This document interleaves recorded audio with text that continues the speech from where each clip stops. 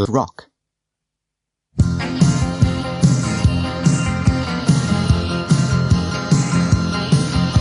Everybody tells me rock and roll is dead. Forget it, son, you gotta get a job instead. But I'm gonna turn on my radio. Give me my rock and roll shoes. I'm gonna dance all night and sleep all day. I'm gonna dance all night and sleep all day. 'Cause I can't stop the music that's beating inside my head. My mom and papa say I can't keep singing the blues. My brother says the blues just ain't good news. But I'm gonna turn on my radio. Give me my rock and roll shoes. I'm gonna dance all night and sleep all day. I'm gonna dance all night and sleep all day. 'Cause I can't stop the music and I wanna wear out the shoes. When the sun comes on the radio station, gonna rock and roll with no hesitation. Don't wanna work from 9 to 5. The music's playing and I come alive. Your heart's beating rhythm and your soul's on fire. Rock with me, baby, you're my desire.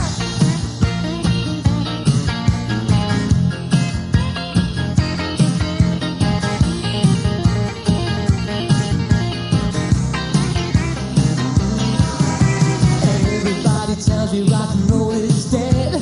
My sister says I can see you easily led. But I'm gonna turn on my radio.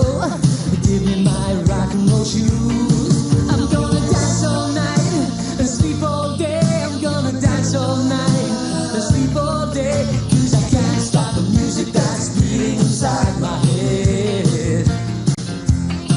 No, I can't stop the music that's beating inside my head. No, I can't stop the music that's beating inside my head. I'm gonna dance all night and sleep all day. I'm gonna dance all night and sleep all day. 'Cause I can't stop the music that's beating inside my head.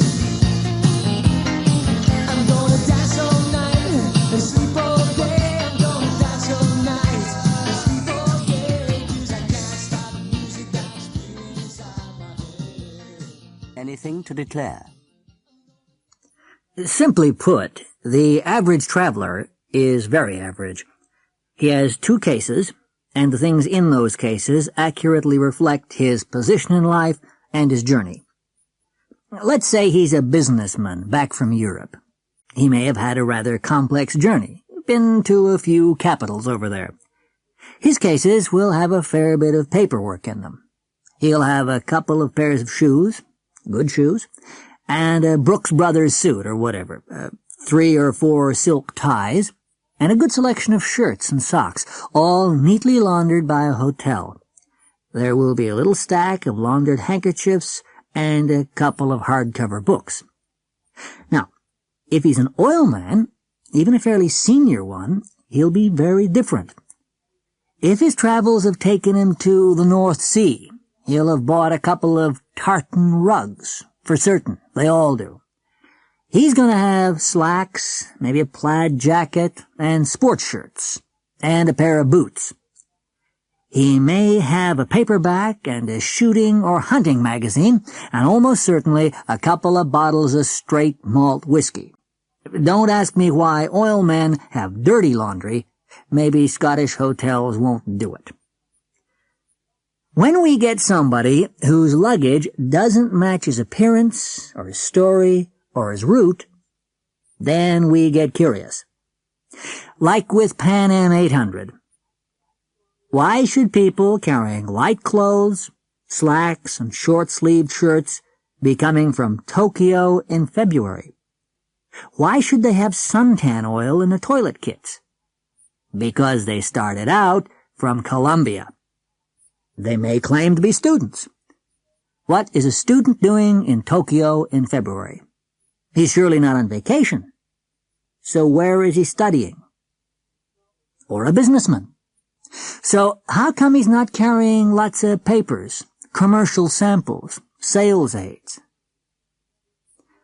Smugglers never accumulate all the rubbish in their cases that an ordinary traveler does. Phrase books, torn street maps, half-filled-in postcards, used rolls of film, hotel receipts, book matches, curios, presents for the children. And they can make real fools of themselves. They'll say, "Colombia? Where's that?" And then you point out that their shirt wrappers, back to shirts again, are labeled Bogota Hotel, or that their toothpaste or shaving cream is Colombian. You get some who are so stupid that they don't even fill their suitcases. They seem to think that we won't find it odd that they are traveling with an empty case. Those who fill them often get the mix wrong. There will be masses of clothes, but not heavier shoes or books. The clothes themselves are often suspicious. Shirts of different sizes, trousers that don't seem they would fit the passenger, labels with little giveaways, Ind Col, Colombian made. Or all the other clothes will obviously be new, or they don't suit the personality of the owner. We had one, a macho type, and he had all dull gabardine trousers and chunky sweaters, totally out of character, though the cocaine we found wasn't. It takes a lot of skill to fool a man who's been looking at suitcases for 15 years.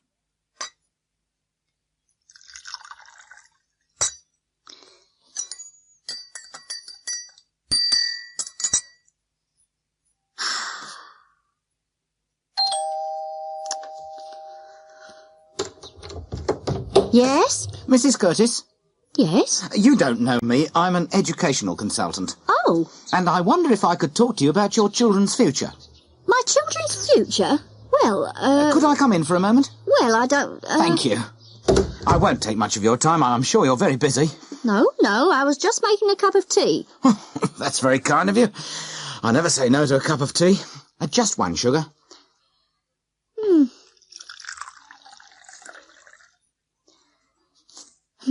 There you are. Oh, thank you. Is Mr. Curtis at home? No, I'm afraid he isn't. He's at work. He won't be home till late. And the children? They're at school, I suppose. Yes, that's right. Which school do they go to? Worlston Primary, just up the road. And how old are they? Gary's 8 and Julia's 10. How are Gary and Julia doing at school? All right. About average, I suppose. They seem to be very happy there. Only average, eh? Do you think they could do better? I don't think so. I'm sure they're doing their best. Anyway, we leave that up to the teachers. But I'm sure you want your children to do well, don't you, Mrs. Curtis? I mean, it's only natural to want the best for one's children, isn't it? I suppose Gary and Julia read a lot at home? Well, not a lot. They watch the telly a lot. And they bring books home from school. But that's not the same as having your own books at home, is it? Research has shown that children who read lots of books at home do better at school, you know. Reading's very important. I'm sure it is. We sometimes buy them books for Christmas. Yes, but what kind of books? Let me show you this. Just look at that for a moment and tell me what you think of it. It's beautiful. The pictures are lovely. And it's not just the pictures, Mrs. Curtis. All human knowledge is there. Everything your children might want to know on every subject under the sun. All in this book? No. Now, that's just one volume. There are 40 volumes. It took over 20 years to produce it. It must be very expensive. Well, they are, usually. But this month, I'm in a position to offer very generous terms. Just for this month, I can give a 20% discount. Those books will never be so cheap again. Well, I don't know. I'm sure we can't afford it. Things are a bit difficult at the moment. But these books are an investment in your children's future. You can't really put a price on that, can you, Mrs. Curtis? No, I suppose not. I don't know. I mean, you want your children to do well, don't you? Yes, but we haven't got that kind of money, you see. Not many people have these days, Mrs. Curtis. But I can make payment very easy for you. You just pay a small deposit and then a small payment every month. That's how other parents pay. Oh, I see. And the terms are very reasonable, I can assure you. Well, I just don't know. The books are very nice, I'm sure, and the kids would love them. but I usually let my husband deal with... Yes, I understand that, Mrs. Curtis, and I would never dream of asking you to commit yourself finally. You just sign this form, we send you the books, and if you change your mind, you can always send them back. Well, I don't know what to do. I really don't. You wouldn't regret it, you know. I can give my word. An offer like this will never come along again. And I know the price is going up at the end of the month. All right. Where do I sign? Just there, Mrs. Curtis. That's right. Precaution. It's the best investment you've ever made. Come in, Tango Alpha Charlie. Do you read me? Over. We read you loud and clear. Over. What is your altitude? Over. We're holding steady at 4,000. Repeat, 4,000 feet. I can hear you, but I can't see you yet. Over. Please check on ground conditions. Over. There's a slight breeze down here. Nothing to worry about, though. It's only about 4 or 5 knots blowing south-southwest. You'll pick it up as soon as we light the smoke flare. Look out for the telephone line to the north of the field. Also, take care not to get near the sports pavilion. Over. The sports pavilion? Over. Yes, there's a telephone line running from the northeast corner to the north of the field.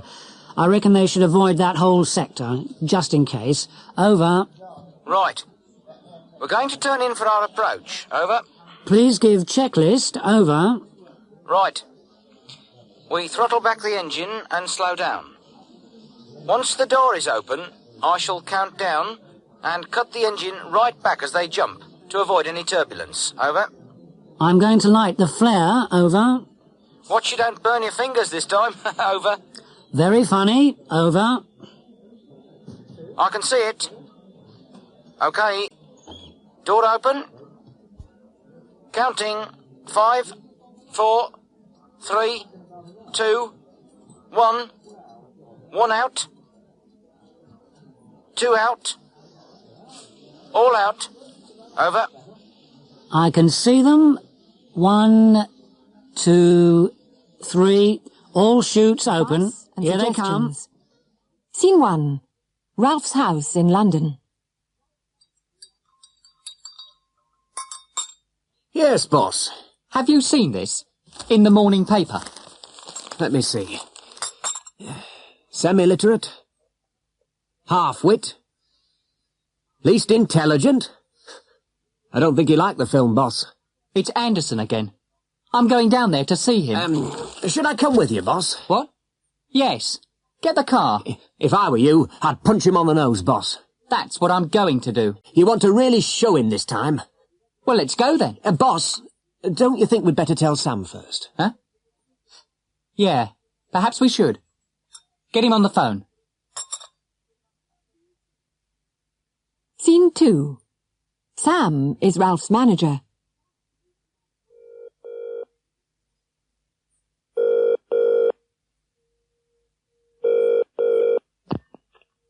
Samuel Compton? Sam, it's me. Ralph. Oh, hi, Ralph. Did you see the paper? Yes. I'm going down to see Anderson now. What? No, you'd better not, Ralph. Leave it. Did you see what he called me? Semi-literate? He's a critic, Ralph. That's not criticism. It's libel. He's not going to get away with it. All right, Ralph. Calm down. Perhaps you ought to talk to a lawyer. A lawyer? Maybe you could sue him. I'll sue him for every penny he's got. Yes, well, why don't you just phone a lawyer? Go and have a talk about it. Scene 3. Mrs. Spencer is Ralph's lawyer. Mr. James, do come in. Take a seat. Did Sam speak to you? Yes. Mr. Compton showed me the review. I want to sue. I would strongly advise you to think it over most carefully, Mr. James. I've thought it over already. The best thing you can do is to forget all about it. Look, you're my lawyer, aren't you? Sue him. I don't think we should, Mr. James. The review was in one newspaper. Not a popular one either. Very few people will have read it. Probably few of your fans read the more serious papers, if you don't mind me saying so. If you sue, there'll be a lot of publicity. Bad publicity. You know the saying, mud sticks. But it's Anderson again. Do you remember what he wrote about my marriage last year? But you may remember that his report was true, Mr. James. Really, I suggest you forget it. You mean I shouldn't sue? Exactly. Well, I'll just go down there and have a little talk with him. I would recommend you not to do that, Mr. James. Really. The Importance of Being My Earnest. advice is to forget it. Oscar Wilde's comedy, The Importance of Being Earnest, was first performed in 1895, and since then it has become the most performed play in the English theatre. They say that every Englishman is, or wants to be, an actor, and amateur dramatics are certainly a popular pastime. Local groups from churches, schools and clubs perform plays in small halls all over the country, and this is their favourite play. On any Friday or Saturday night in the winter months, it is being performed somewhere in the country. In this scene, Jack Worthing is being interviewed by his prospective mother-in-law, the formidable Lady Bracknell, for the first time. You can take a seat, Mr. Worthing. Thank you, Lady Bracknell. I prefer standing. I feel bound to tell you that you are not down on my list of eligible young men, although I have the same list as the dear Duchess of Bolton has. We work together, in fact. However, I am quite ready to enter your name, should your answers be what a really affectionate mother requires. Do you smoke? Well, yes. I must admit I smoke. I'm glad to hear it. A man should always have an occupation of some kind. There are far too many idle men in London as it is. How old are you? 29. A very good age to be married at. I have always been of the opinion that a man who desires to get married should know either everything or nothing. Which do you know? I know nothing, Lady Bracknell.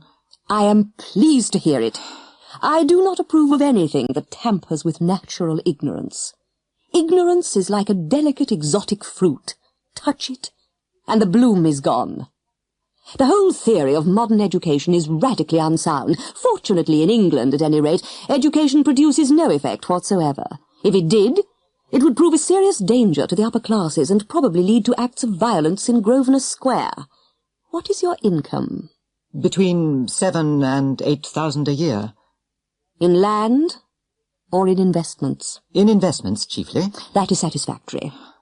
What between the duties expected of one during one's lifetime and the duties exacted from one after one's death, land has ceased to be either a profit or a pleasure. It gives one position and prevents one from keeping it up. That's all that can be said about land. I have a country house with some land, of course, attached to it. About 1,500 acres, I believe, but I don't depend on that for my real income. In fact, as far as I can make out, the poachers are the only people who make anything out of it. A country house? How many bedrooms? Well, that point can be cleared up afterwards. You have a townhouse, I hope. A girl with a simple, unspoiled nature like Gwendolen could hardly be expected to reside in the country. Well, I own a house in Belgrave Square, but it is let by the year to Lady Bloxham. Of course, I can get it back whenever I like, at 6 months' notice. Lady Bloxham. I don't know her. Oh, she goes about very little. She is a lady considerably advanced in years. Ah, nowadays that is no guarantee of respectability of character. What number in Belgrave Square? 149. The unfashionable side. I thought there was something. However, that could easily be altered. Do you mean the fashion or the side? Both, if necessary, I presume. What are your politics? Well, I am afraid I really have none. I am a Liberal Unionist. Oh, they count as Tories. They dine with us, or come in the evening, at any rate. Now to minor matters. Are your parents living? I have lost both my parents. To lose one parent, Mr. Worthing, may be regarded as a misfortune. To lose both looks like carelessness. Who was your father? He was evidently a man of some wealth. Was he born in what the radical papers call the purple of commerce? Or did he rise from the ranks of the aristocracy? I am afraid I really don't know. The fact is, Lady Bracknell, I said I had lost my parents. It would be nearer the truth to say that my parents seem to have lost me. I don't actually know who I am by birth. I was found. Found? The late Mr. Thomas Cardew, an old gentleman of a very charitable and kindly disposition, found me, and gave me the name of Worthing, because he happened to have a first-class ticket for Worthing in his pocket at the time. Worthing is a place in Sussex. It is a seaside resort. Where did the charitable gentleman who had a first-class ticket for this seaside resort find you? In a handbag. A handbag? Yes, Lady Bracknell. I was in a handbag, a somewhat large black leather handbag with handles to it. An ordinary handbag, in fact. In what locality did this Mr. James or Thomas Cardew come across this ordinary handbag? In the cloakroom at Victoria Station. It was given to him in mistake for his own. The cloakroom at Victoria Station? Yes. The Brighton line. The line is immaterial. Mr. Worthing, I confess I feel somewhat bewildered by what you have just told me. To be born, or at any rate bred in a handbag, whether it had handles or not, seems to me to display a contempt for the ordinary decencies of family life that reminds one of the worst excesses of the French Revolution. And I presume you know what that unfortunate movement led to. As for the particular locality in which the handbag was found, a cloakroom at a railway station might serve to conceal a social indiscretion. Has probably, indeed, been used for that purpose before now, but it could hardly be regarded as an assured basis for a recognized position in good society. May I ask you, then, what you would advise me to do? I need hardly say I would do anything in the world to ensure Gwendolyn's happiness. I would strongly advise you, Mr. Worthing, to try and acquire some relations as soon as possible, and to make a definite effort to produce at any rate one parent of either sex before the season is quite over. Well, I don't see how I could possibly manage to do that. I can produce the handbag at any moment. It is in my dressing-room at home. I really think that should satisfy you, Lady Bracknell. Me, sir? What has it to do with me? You can hardly imagine that I and Lord Bracknell would dream of allowing our only daughter, a girl brought up with the utmost care, to marry into a cloakroom and form an alliance with a parcel. Away from Good it all. morning, Mr. Worthing. I've thought about it for many, many years.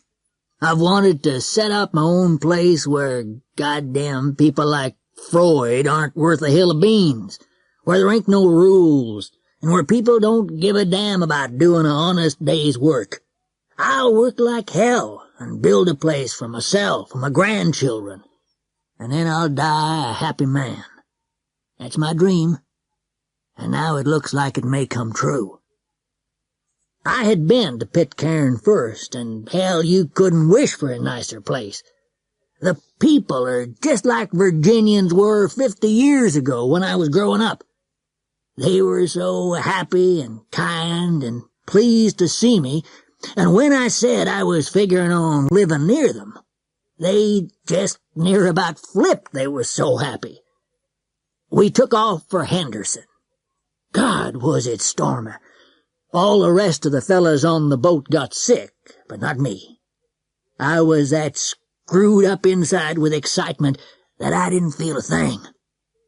It took a couple of days sailing, and then we got there one afternoon. It was just what I wanted. Flat as a pancake. Good beach. Landing place. Jungle thick as hell, mind you, but I figure I can clear that. And the weather's about as perfect as you can get. 70 every day. A little rain once in a while. Just a great place for old Smiley Ratcliffe to come and settle down. So that's what I'm figuring to do. Cross-examination by the prosecution.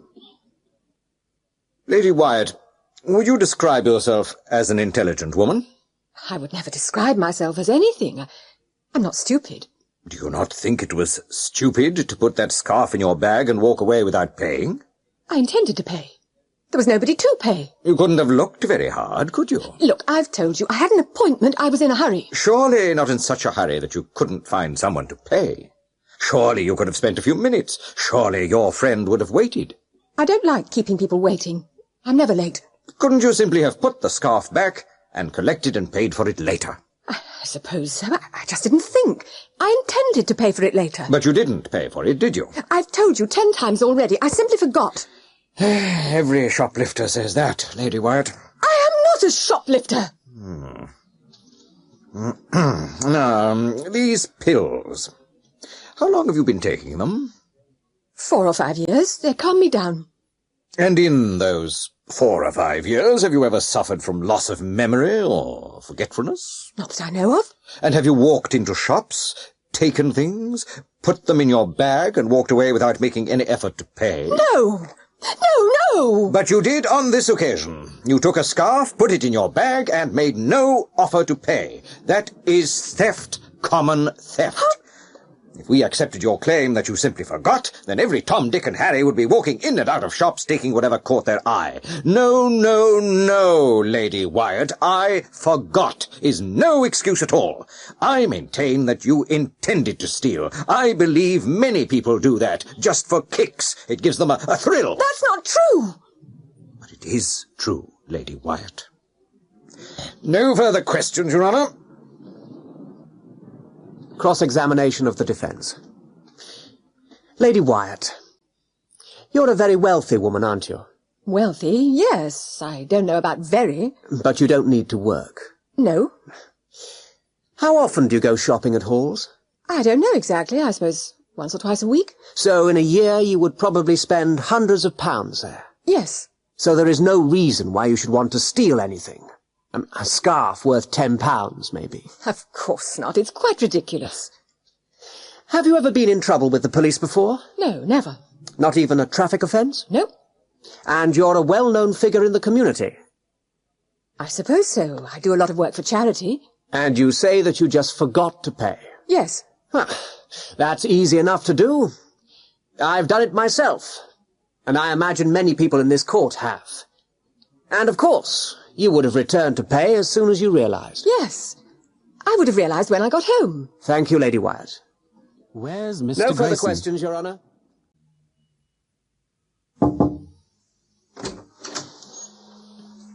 Oh, excuse me. Is this Grayson Worldwide Trading Limited? Who are you? I'm Susie Miller from the A1 Secretarial Agency. Is this Mr. Grayson? Yeah. What kept you? I've been waiting. You only phoned 20 minutes ago. What exactly would you like me to do? Just wait here and, answer the phone, that's all. I'll be back later. But what shall I say? Just take a message, that's all. Shall I, tidy up or anything? No, just a phone. Okay? See you later. Oh, hold on. Who are you? I'm Grayson. Tim Grayson. See you. Message 1, 10:42.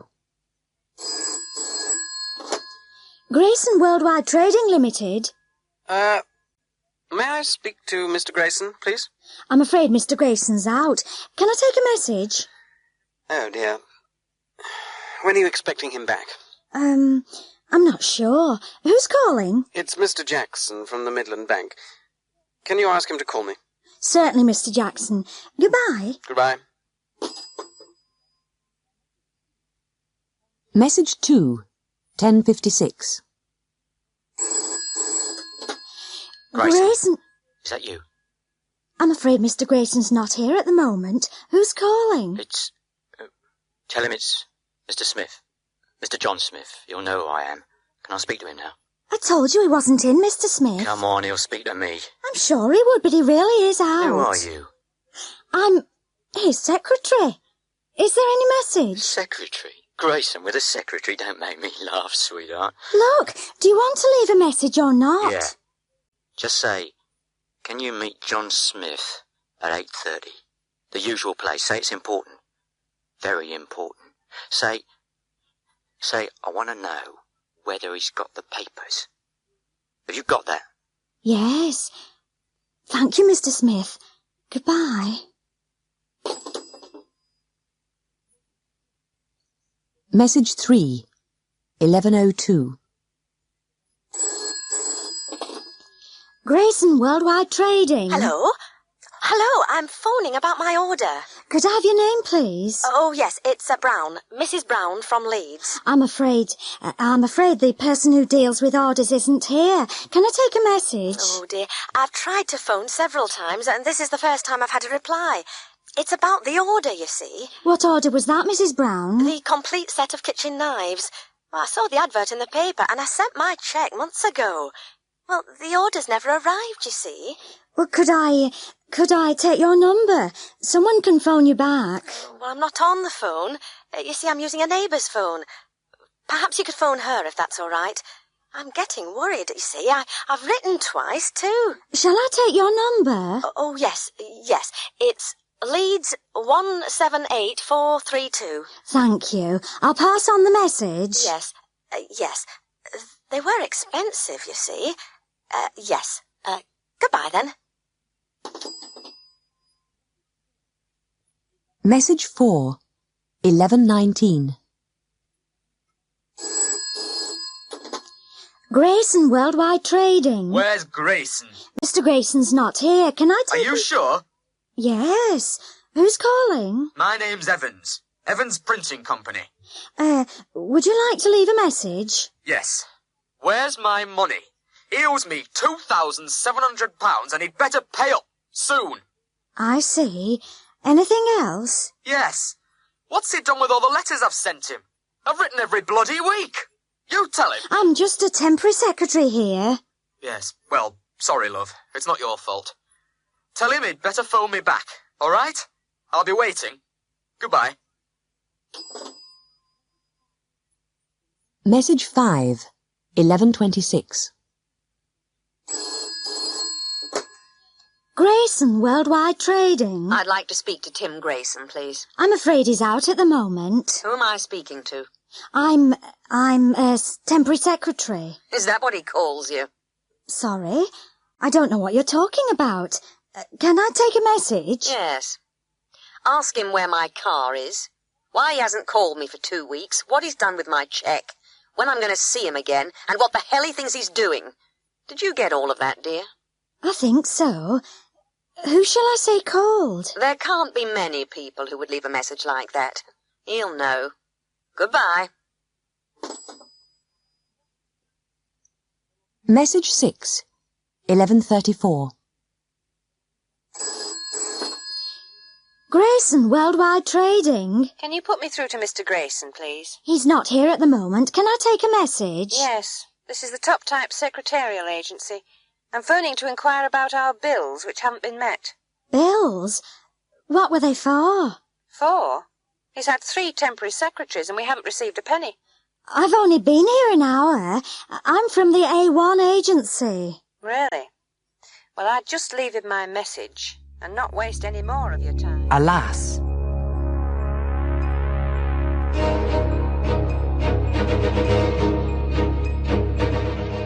Hello? Hello, is anybody there? Oh, Lord, my head's splitting. Oh, Mary, there you are. Bring me some coffee. Some black coffee. Oh, you should be in bed, ma'am. That's what the doctor said he did. Bed? How can I sleep with all this going on? Bring the coffee, Mary.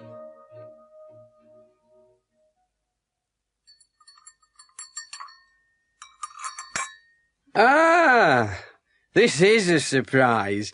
We haven't seen you at breakfast for years. What's happened? Summer sale at the off-licence? That's enough. Just like your father, you know. Just like him. But a bit brighter, eh? Just a bit brighter. I sometimes think you're worse. You're not like me. Not at all like me. Thank goodness for that. Hello. Nice to see you up so early. Good morning. Has anybody seen my husband yet? Why? Has he left you? Very funny. No, I just thought he'd be here. He said he was going straight down to breakfast. Perhaps he's run away. Wouldn't be the first time for you, would it? What do you mean? Come on, what are you trying to say exactly? Yes, leave her alone. There's no reason to start on her. Hello, everybody. What's all the fuss about, eh? It's nothing, darling. Just your delightful brother, as usual. Just my sense of humour, that's all. I thought I told you to leave her alone. You often have to say that to people. Why, What's going on here? Can't we have breakfast in peace for once? Sit down, both of you. I won't have squabbling in the house. Well, when I was a lad, I'd done 2 or 3 hours' work before breakfast. I didn't get where I am today by squabbling. Where's my scrambled eggs? I've got a meeting at 9 o'clock. A meeting? You didn't tell me about a meeting. He's been having private meetings for years. What's her name? Leave it out. I haven't got the time or the patience. I suppose that layabout isn't up yet? That's no way to talk about him. After all, he is your... Good morning, everyone. Hello, darling. I'm sorry I'm a little late. I couldn't find my eyeliner. Hello, darling. You look splendid. By the way, I might be late tonight. I've got to see somebody. That's all right, my sweet. Milk, dear? Oh, you must let me introduce you to my hairdresser, dear. You've been neglecting yourself since, well, you know. Oh, I am sorry. I did promise not to mention it again. Come on, love. It's nearly a year now. It was his own bloody fault, anyway. There's no need, you oaf. Help! Everybody! Come quickly. She's in the pool. The swimming pool. I think she's dead.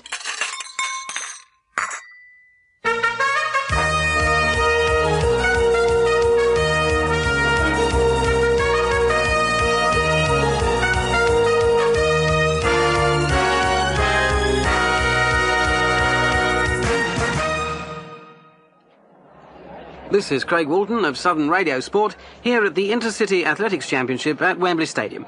I've just heard that they're ready to begin the draw for one of the week's most popular events, the men's 4x100 metre relay. So we're going over to the committee rooms.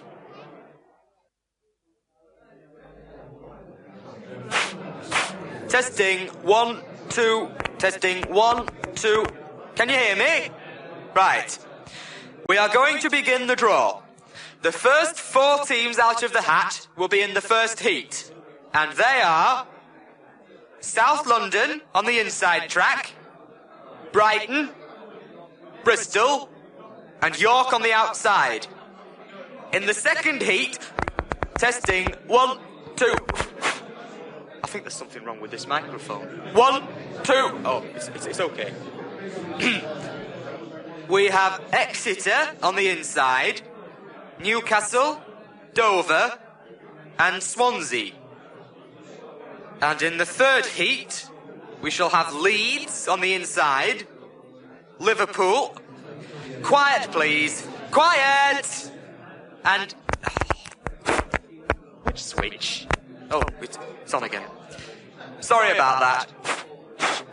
1, 2. Liverpool, Cambridge, and Nottingham.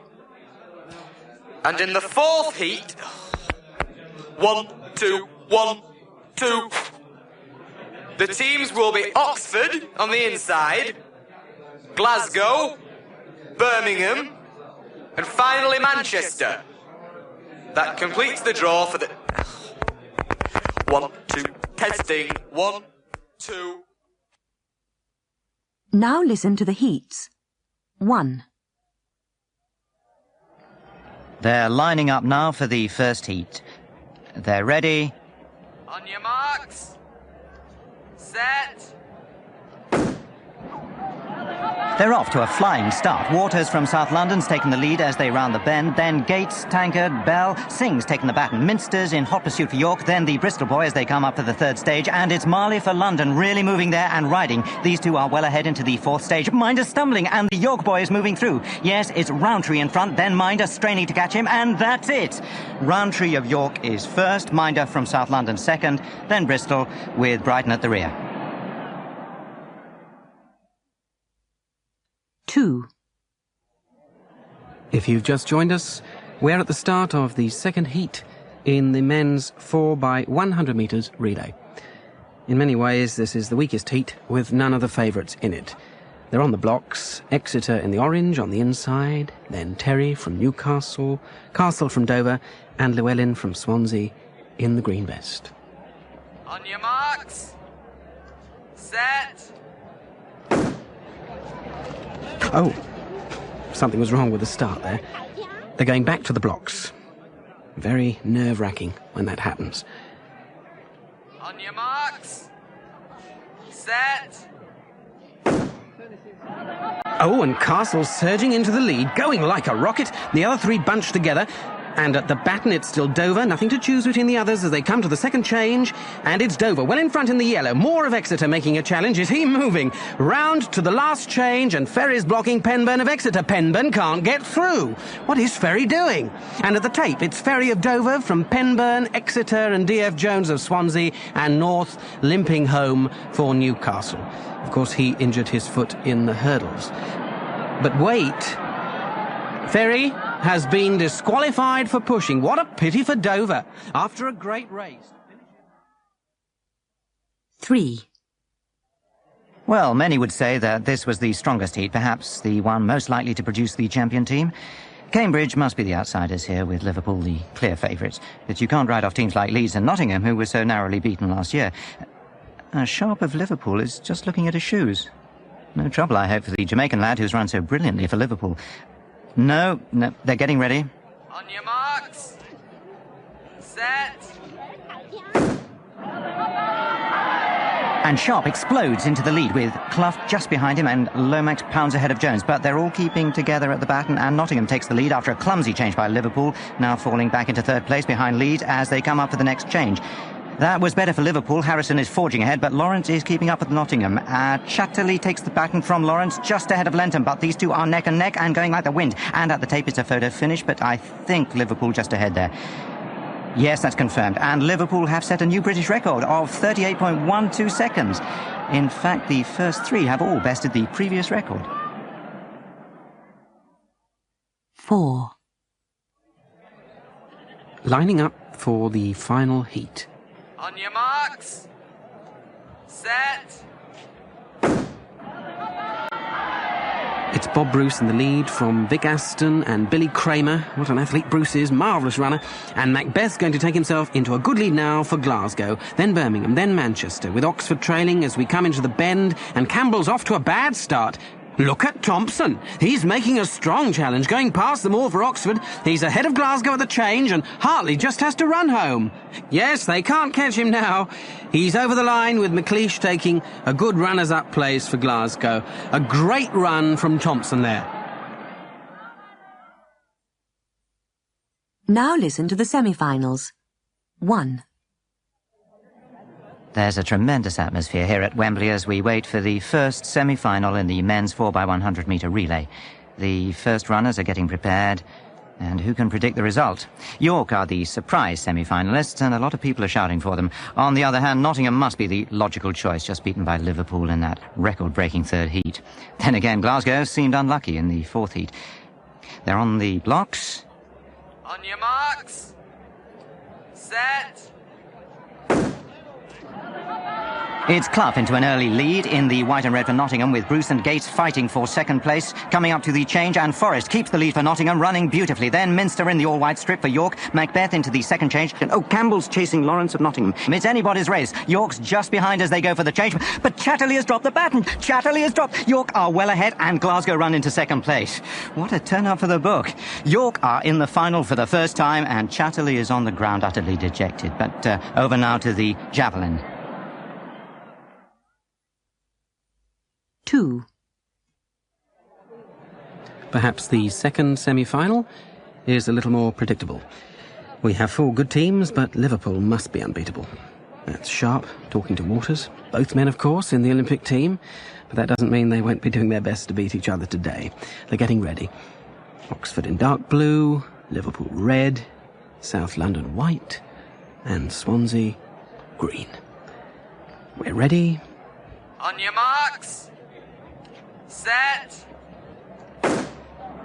And it's Sharp, Hornby in the blue, then Swansea in green, with Waters trailing for South London. They're into the change. Beautifully taken for Liverpool by McCartney, and Cole of Oxford fighting Singh for second position. Bryn Jones lagging for Swansea. It's a race for second place, surely now, as Harrison races ahead. He's nearly 20 metres in front now, as he comes up to pass the baton to Lenton. Oh, he's well ahead. Maybe this could be a record breaker again. Lenton's across the line, then Hartley for Oxford, just a touch in front of Minder for London. Let's get the time. 38.09 seconds. Liverpool have just beaten their new record. Now listen to the final. Well, after yesterday's semi-final, there can't be much doubt about who's favourite for today's 4x100 metre relay. Liverpool are on top form, and the less experienced teams from York, Oxford and Glasgow must realise the fight is for the second place. But no race can be a 100% foregone conclusion as we line up for the final. Sharp, as usual, takes the start for Liverpool. Oxford have changed the running order, with Thompson opening and Hornby taking the third stage. On your marks. Set. Gates for York, first off the line, but Sharp's with him. Thompson passes Bruce. They run for the changeover, smoothly taken. They're all together, not much to choose between them. McCartney edges to the front, but Cole's going like a steam engine. They're into the second change, and it's got to be Liverpool. Harrison pulls away from Hornby. Riding and Campbell are both close, very close. The third... And Lenton is down. He's down, and Oxford fighting to catch York desperately. Lenton's up, but at the line is Oxford. Oxford by a hair's breadth from Roundtree at York. Plane crash. We came alongside and looked into the cockpit, hoping to see, or wondering whether we were going to see a crew or a hijack in progress or whatever. And we looked in, and on the first pass, we weren't sure. John thought that he saw somebody in the front cockpit. Second time we came round, we managed to stabilize with the aeroplane in a close formation position. And we looked in and were able to see that there was nobody sitting at the controls. In many ways, it was a good thing that they were probably dead or unconscious at that time, in that if there'd been somebody in the rear waving at us, I mean, there was nothing we could do to resolve the problem, so it made things a bit easier for us, if you understand what I mean. Roy Clark is an investigator for an insurance company. He's investigating a fire at a small warehouse. The contents were insured for £500,000. He's talking to Dave Grimes, the owner. Look, I can't see what you're here for. I filled out all the forms, right? When do I get my money? It's not quite that simple, Mr. Grimes. We have to be absolutely sure of every detail before we pay you. It's all on the form, isn't it? Yes, well, where did the fire start? Well, how should I know? It was 3 o'clock in the morning. On the form, you've put the reception area down. Well, that's what the fire brigade thought. I've got no idea. But you put it on the form. They said it must have started there. Look. It destroyed £500,000 worth of stuff. There's some dispute about that figure. I'll have to see invoices and delivery notes for it, I'm afraid. Are you calling me a liar? No, I don't doubt your word for a moment, Mr. Grimes. Oh, all right, then. I'm sorry, but I'm bound to ask you the next question. And please believe me that I'm not disputing your statement. But is it true that business has been very bad recently? Who said that? That's nonsense. As a matter of fact, there was a newspaper report a few weeks ago. It said that there would be 20 redundancies here. Oh, yeah. Well, we're reorganising. I see. No doubt the newspaper was exaggerating. That's right. It's just that my manager has raised some questions about your business. You must understand that it's hard for us to see how you could possibly sell £500,000 worth of electric coffee stirrers. We just can't believe that anybody would buy them. Are you accusing me of arson? Saying I set light to the place myself? I didn't say that. It's just, slightly suspicious.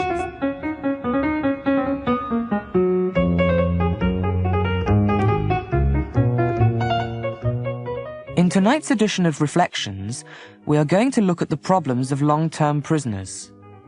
We took our cameras into several prisons, and our first interview is with a man we shall call Harry, although that is not his real name. He spoke to Chloe West about his career in crime. Harry, you're serving a 5-year sentence for robbery with violence. That's right. Perhaps you could begin by telling us about your early life. Yeah. Well, I grew up in South London. I was on my own a lot. See, my mother used to work down the fish market, and my dad, well, he ran off when I was just a nipper. Did you have any friends? Oh, yeah. All the kids from our street used to meet up at the coffee bar. There was one at the end of the road. We didn't have much money, so we used to hang around there all day. We never used to go to the cinema or dancing or anything like that. We couldn't afford it. What did you used to do there? Oh, we just sat around, listening to the jukebox. Nothing special. When did you start getting into trouble? I suppose I was 14. Something like that. My friends used to go shoplifting at Woolies. And one day we were caught. I ended up in Borstal. You mean they sent you to Borstal for shoplifting? Well, yeah. After the 4th time. And for beating up old ladies. You used to beat up old ladies? Well, only when I was trying to rob them. You beat them up and then rob them? Yeah. I used to do that. Perhaps you'd tell me about your life in prison. Well, I suppose the worst thing is being shut up all the time. Yeah. And I can't stand getting up at 5:30 either. I just can't get used to that, even though I've been here more than 3 years. You see, before I came here, I liked staying in bed all morning. I was on night work, you see. Night work? Burglary, mostly. I caught you there. I can't get used to going to bed at 8 either. Harry, if you don't mind me saying so, a lot of viewers will think of you as an enemy of society. Well, that's fair enough. But I've admitted doing a lot of things. I spent a lot of time thinking. I could keep on stealing things, but I'd end up spending half my life behind bars. I'm going straight this time, don't you worry. What do you intend doing when you get out? I'm very fond of working on motorbikes. I've been studying while I've been inside, and I'm hoping to qualify as a mechanic. Do you think you'll be able to get a job? That's a bit of a problem. People are scared of employing someone with a record like mine, you know, in case they begin stealing again. How will you get round that? I'm planning on working for my brother. He's got a motorbike shop. So, you plan to work for your brother? That's right. I tell you, I won't be back. I'm not going to risk wasting another 5 years. Well, medical advice. I wish you luck, Harry.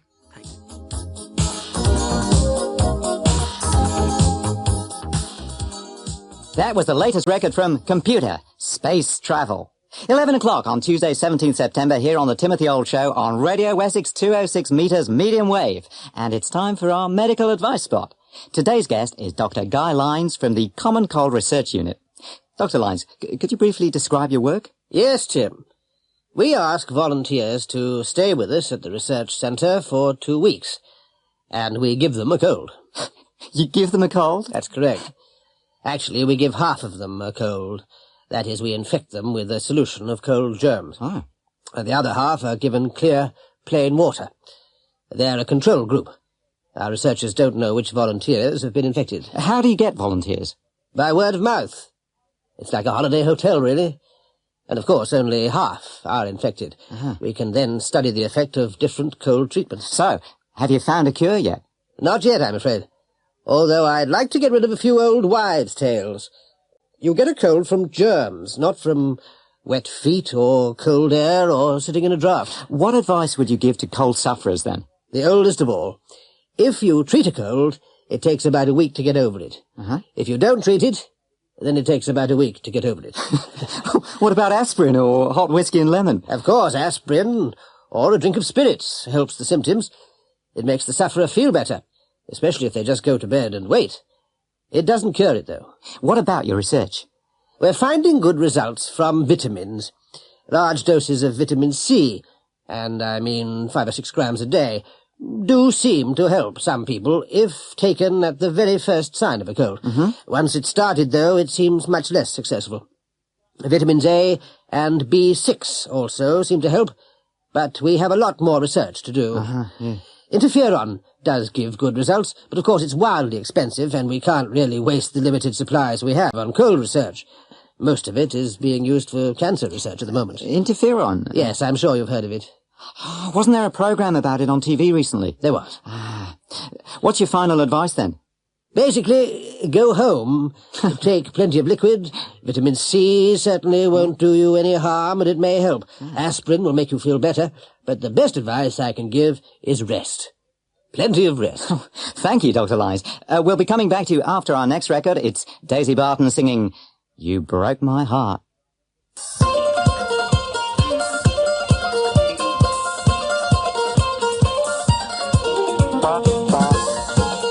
Artificial intelligence. Here is an example of Eliza in operation. Men are all alike. In what way? They're always bugging us about something or other. Can you think of a specific example? Well, my boyfriend made me come here. Your boyfriend made you come here? He says I'm depressed much of the time. I'm sorry to hear you're depressed. It's true. I am unhappy.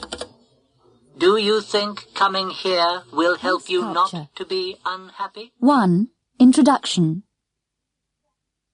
In this series of lectures, we shall be examining British society since 1945. Our first topic is youth culture. Now, what exactly do we mean by youth culture? In 1950, a teenager was simply someone aged between 13 and 19. By 1980, the word teenager had developed a much wider and more complex meaning. This was probably because of a whole series of industries which grew up during the 1950s, which were specifically directed at the teenage market. Why should this have happened? The main reason was that teenagers were a section of the community with surplus money, spending money. At that time, people left school at 15 or 16, but didn't usually marry until their early 20s. More often than not, they lived at home in the meantime. Their parents had little spare money. Almost every penny was accounted for, since they were buying a house, bringing up a family, and perhaps saving for a first car or even a first holiday abroad. Because few parents asked their children for realistic sums of money for food and lodging, the kids had money to spend. Consequently, industry wasted no time in finding them something to spend it on. We shall go on to look at some of the resulting changes in existing industries, and also at some of the new industries which sprang up. 2. Cinema. One of the first changes was in the cinema. During the 1930s, the average person saw 2 films a week. By 1960, this had been reduced to 12 films a year, and the current figure is less than half of that. The cause of the cinema's decline is obvious. Audiences fell as a result of the increase in television ownership. In fact, a similar increase was happening in other countries for 2 reasons. First, the general world economic recovery from the war. The second reason was that technology was making mass production possible, and therefore sets were becoming cheaper. The effect of this was that the cinema lost its family audience. Because families were smaller, and because they often lived in different areas from grandparents, the cinema had become an expensive night out. There were no free babysitters, i.e. grandparents. Of course, many cinemas closed, and the ones which survived were the ones in the town centres. Therefore, cinemas became more expensive to get to, and in consequence, audience numbers declined even more. The end result was a cinema aimed at the youth market, 16 to 25. This meant different kinds of films, and in the end, an even greater loss of the family audience. 3. Fashion. Another area of change was fashion. Styles have always changed, but the change has usually been slow.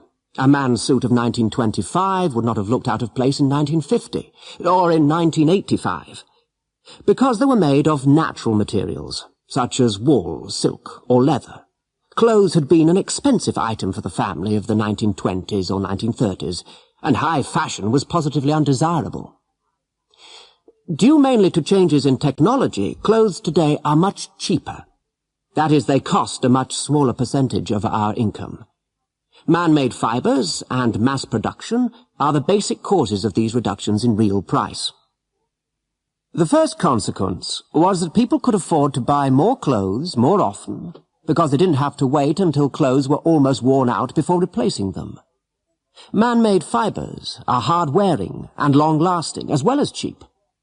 The clothing industry did not want to lose sales, so the idea of fashion was promoted more heavily, especially to the youth market. One result of a national TV network was that new fashions in clothes, dance, or music spread rapidly throughout the country, and this led to even more rapid changes in fashions and styles. In contrast to the man's suit of 1925, which would look normal today, look at the fashions of 1956. 4. Pop music. Perhaps the classic example of youth culture is pop music. There has always been music which is popular, but until 1950 or so, popular music meant the music of the working classes. Since 1955, or thereabouts, we have had pop music which is classless. A musician might tell us that the causes of pop culture are complex. He might say modern pop music is the result of a mixing, a blending of black American rhythm and blues with white American country and western music. We are interested in the effects of pop music, and no account of its origins can explain its worldwide popularity. This is almost certainly due, once again, to changes in technology. I would say that pop music as we know it is a direct consequence of the invention of the transistor. The transistor gave teenagers their own source of music, which was cheap and portable. That is to say, the transistor radio.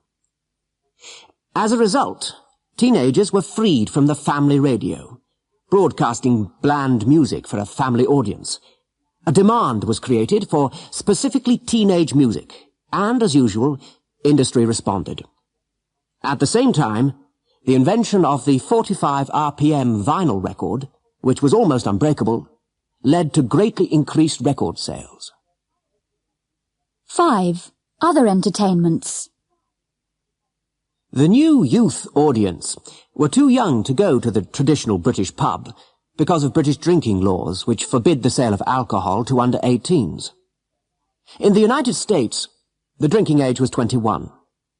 This was a result of the Prohibition era between 1919 and 1933, when alcohol was totally forbidden. So again, there was a market, kids looking for somewhere to meet, and again there was a response. Coffee bars and milk bars began to open all over the country in the 1950s on account of this demand. Like pop music, an American model forms the basis. The pubs were left to the older males, the tea shops to the older females. Another effect, a side effect of this Americanization, was increased consumption of coffee. In 1945, tea was the normal British drink.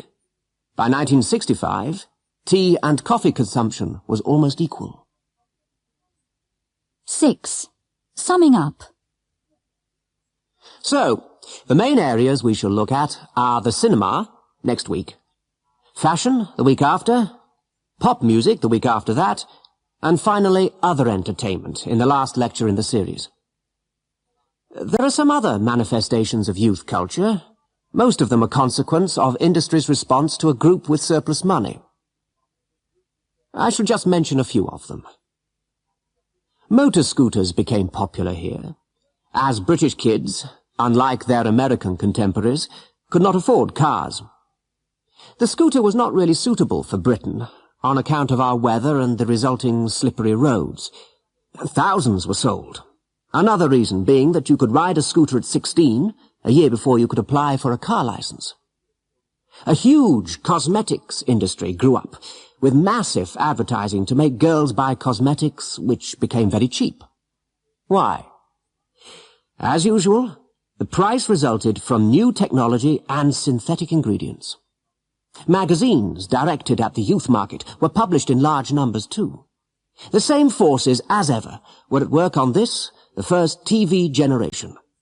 Because of their spending power, the concept of teenager, in inverted commas, was developed.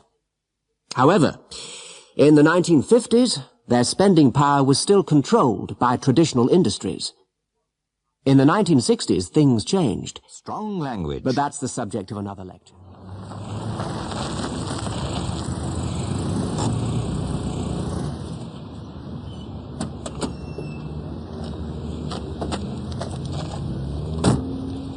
Oi, you! I was waiting to back into that space. Were you? Bad luck, mate. But I was indicating. I've been here for ages. Well, you were too slow, weren't you? Look, I'm not letting you get away with this. You'd better move, or else. Or else what? Or else I'll... Clear off, chum. I haven't got time. Yeah, you'd better watch it. Leave it, mate. Don't be so stupid. Just watch it, or I'll... Will you? You and whose army? Right, come on then. I'll give you one. Is that a threat or a promise, darling? Look, I'm off. I haven't got all day. Come back here. I'll...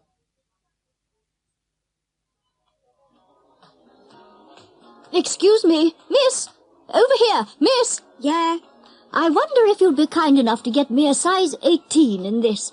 If it's not too much trouble, that is. 18? We don't do extra large, love. Sorry. You want the outsize department. Well, what have you got in size 18? Eh? I thought I told you. We don't do extra large in anything. All right, but there's no need to be so unpleasant, you know. I say, I'm talking to you. I said... Oh? I am sorry, madam. I didn't want to upset madam, did I, madam? I was listening to madam.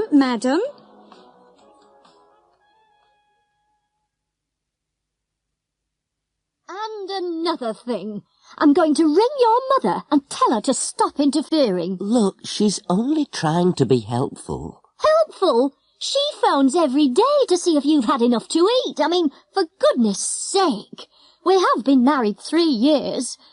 Anyway, I'll tell her next time. Don't you dare ring her. Look, Martin, I'll do what the hell I like, okay? I'll never forgive you if you upset her. She worries, that's all. Upset her? What about me? I'm just going to tell her, very politely, to mind her own business. You dare? You'd better not try and stop me either. I've had enough. I warn you. You phone her, and that's it. That's it. That's it. What the hell do you mean, that's it? I tell you, I'll leave if you do. Leave? Run home to Mummy? Don't threaten me, Martin. I couldn't care less what you do. You...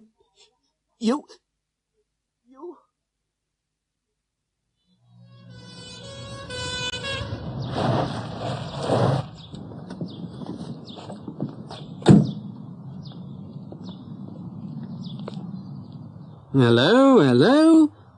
Where's the fire? Sorry, I don't understand. You seem to be in a bit of a hurry, sir. I wondered if there was an emergency of some kind. No emergency. In that case, I'd better see your licence. You have got a licence, I suppose? Yes. What do you mean? Oh, it's just the way you were driving. I wondered if you'd passed your test, that's all. Very funny. Here it is. Right. David Humphreys. Mm-hmm. What's your date of birth, David? 9th of the 7th, 57. That's right. OK, Dave, get out of the car. What? Come on, Davey. I think we'll just take a breath test, eh? Look here, officer. I have not been drinking. I'm sure you haven't, Dave. But the test will settle that, won't it? I don't like your attitude, Constable. I mean, all I was about. doing...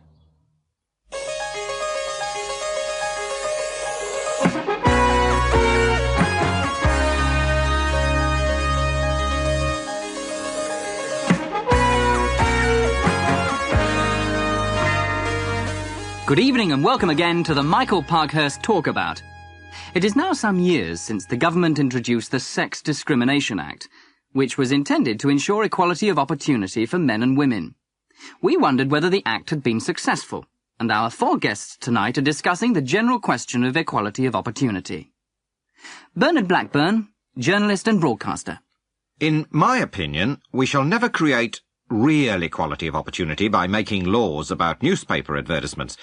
You know, you have to advertise for a salesperson nowadays rather than a salesman or saleswoman.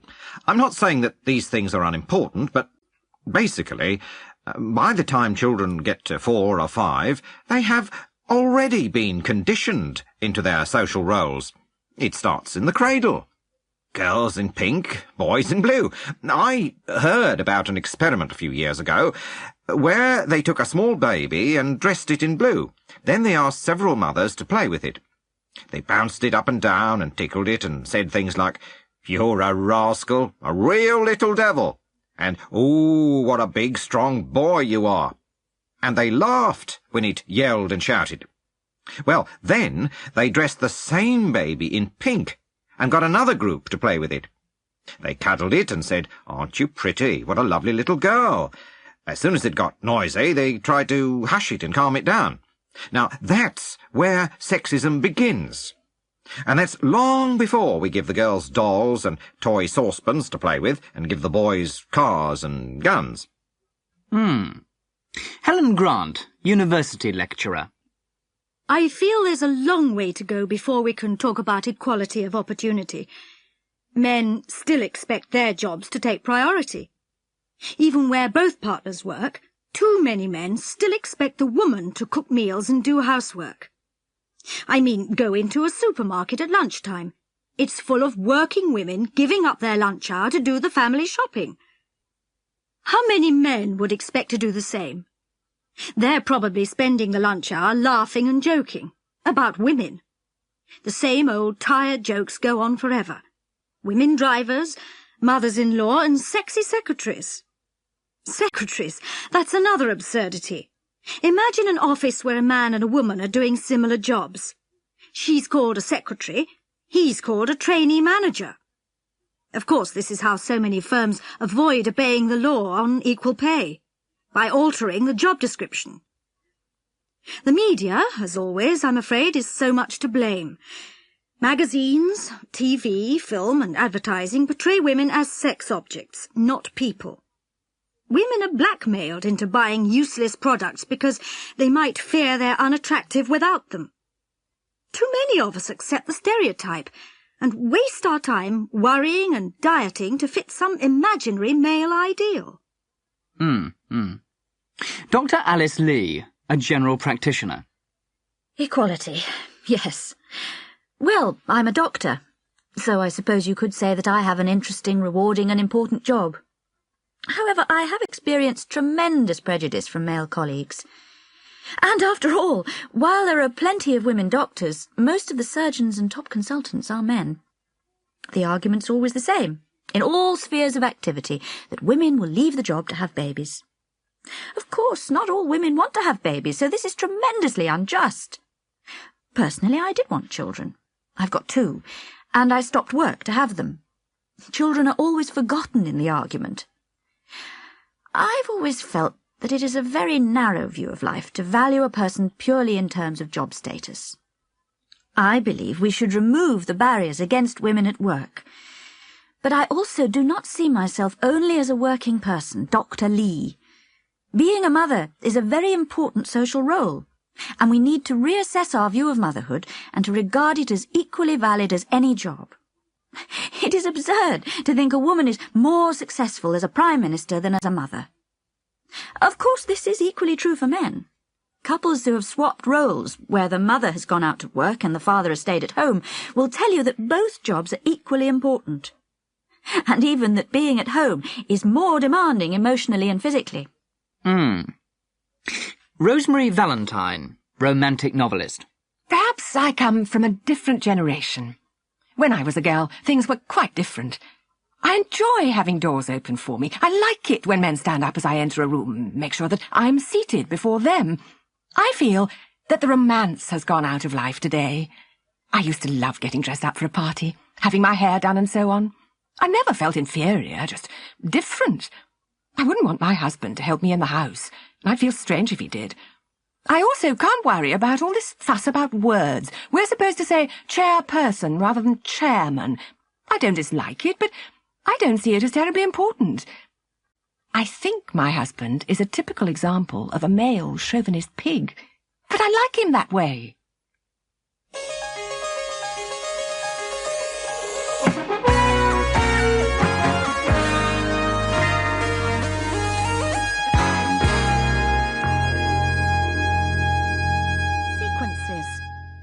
Car wash. Brian was extremely proud of his car. It was his first new car after years of second-hand disasters, and he had saved long and hard to get it. He remembered the day 3 months previously when he had walked into the showroom to order it. The salesman had been helpful and friendly, and Brian had enjoyed every detail of the transaction. Having had a test drive, he had sat for over an hour poring over the list of options. Yes, he would have metallic paint. No, he wouldn't bother with an electric aerial or electric windows, certainly not at a cost of £350. Yes, he would have the deluxe sheepskin seat covers, and so on. When it was eventually delivered gleaming to his door, he had been almost afraid to drive it. That was 3 weeks ago, and the gleam had gradually become dulled by dust. It was the hottest summer in living memory. It was time for its first wash. Brian drove carefully to the automatic car wash at a nearby service station. He was sure that passers-by must be admiring his beautiful machine. He drove in, got his token and joined the queue. At last it was his turn, and he pushed the token into the slot and carefully positioned the car in the centre of the car wash. He felt a bit apprehensive when he looked at the huge green brushes, but he wound down his window again and firmly stabbed the start button. There was a loud whirring noise as the brushes descended and the spray began. Brian tapped his fingers in time with the song on his stereo FM radio. The radio! It was working! That meant the aerial was up! Brian turned to look. Too late, there was nothing he could do. Wait!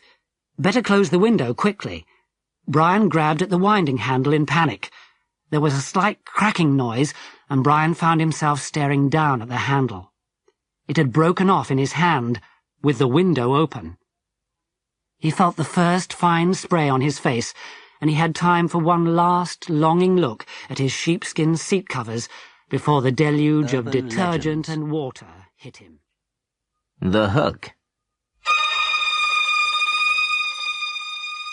A boy and girl were sitting in a parked car late one evening, listening to the radio.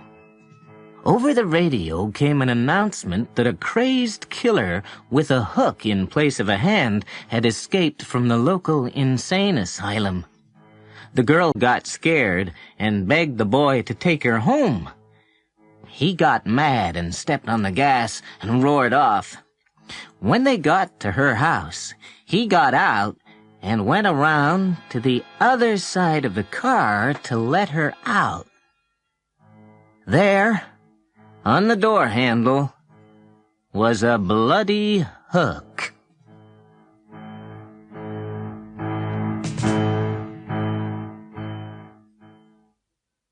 The Vanishing Hitchhiker.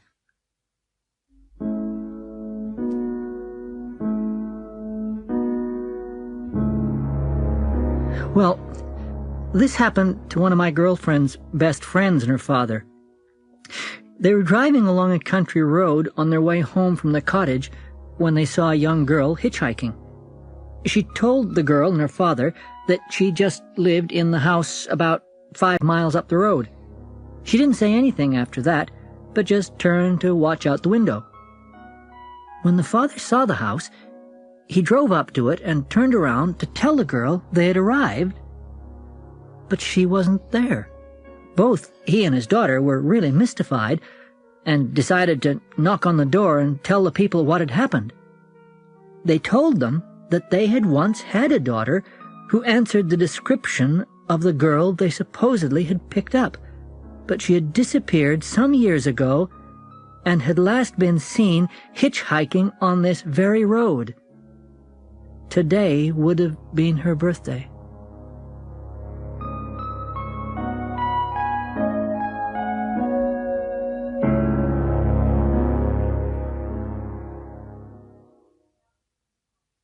The Mouse in the Bottle.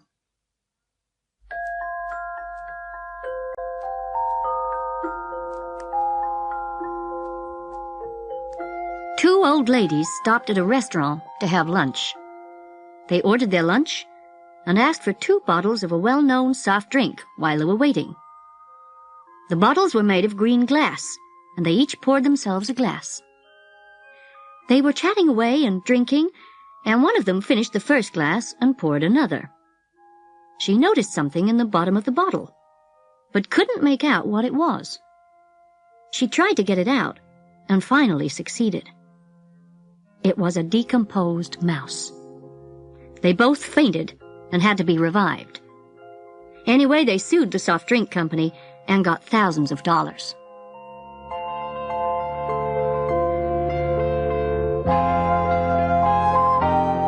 Prejudice. Right, well, my name's Don Crabtree, and I come from Headingley in Leeds. I'm an insurance salesman working for the Ribble Mutual Widows Benevolent Society, and I travel over 400 miles every week in my work, which doesn't leave me much time for a hobby, but I do like a drop of real ale. Oh, hello. My name's Dora Entwistle, and I'm from Liverpool, and I work in a factory and I've got 3 kids and a husband. Hello there, I'm Angus Macpherson from Glasgow, which is in Scotland, of course. Morag, my wife, and I have 8 children, so it's quite a large family. And I have a general medical practice in the town, so I keep pretty busy. My name's Gwyneth Jones. I live in Gwent, which is South Wales. I'm a housewife with 2 children, and my husband's a miner. My name's Wayne Roberts, and I come from Birmingham in the Midlands. I work in a car factory, and I like to play football at weekends. I got married last year, and we got a little girl aged 4 months. We'd like to have a boy next time. Well, I work as an assistant matron at Budleigh Salterton Infirmary. That's what the locals call it. I live in Exeter, which is in Devon. Oh, my name is Jill Carpenter, and I've got 3 children. There's not a lot of work in the area, so most of my cases are, well, some of the lads from the farm with agricultural injuries, that sort of thing. Hello, my name's Laurie Morrison, and I'm from Whitley Bay, which is up near Newcastle in the northeast of England. I'm unemployed at the moment, but me hobby's playing football and watching it on the telly, like.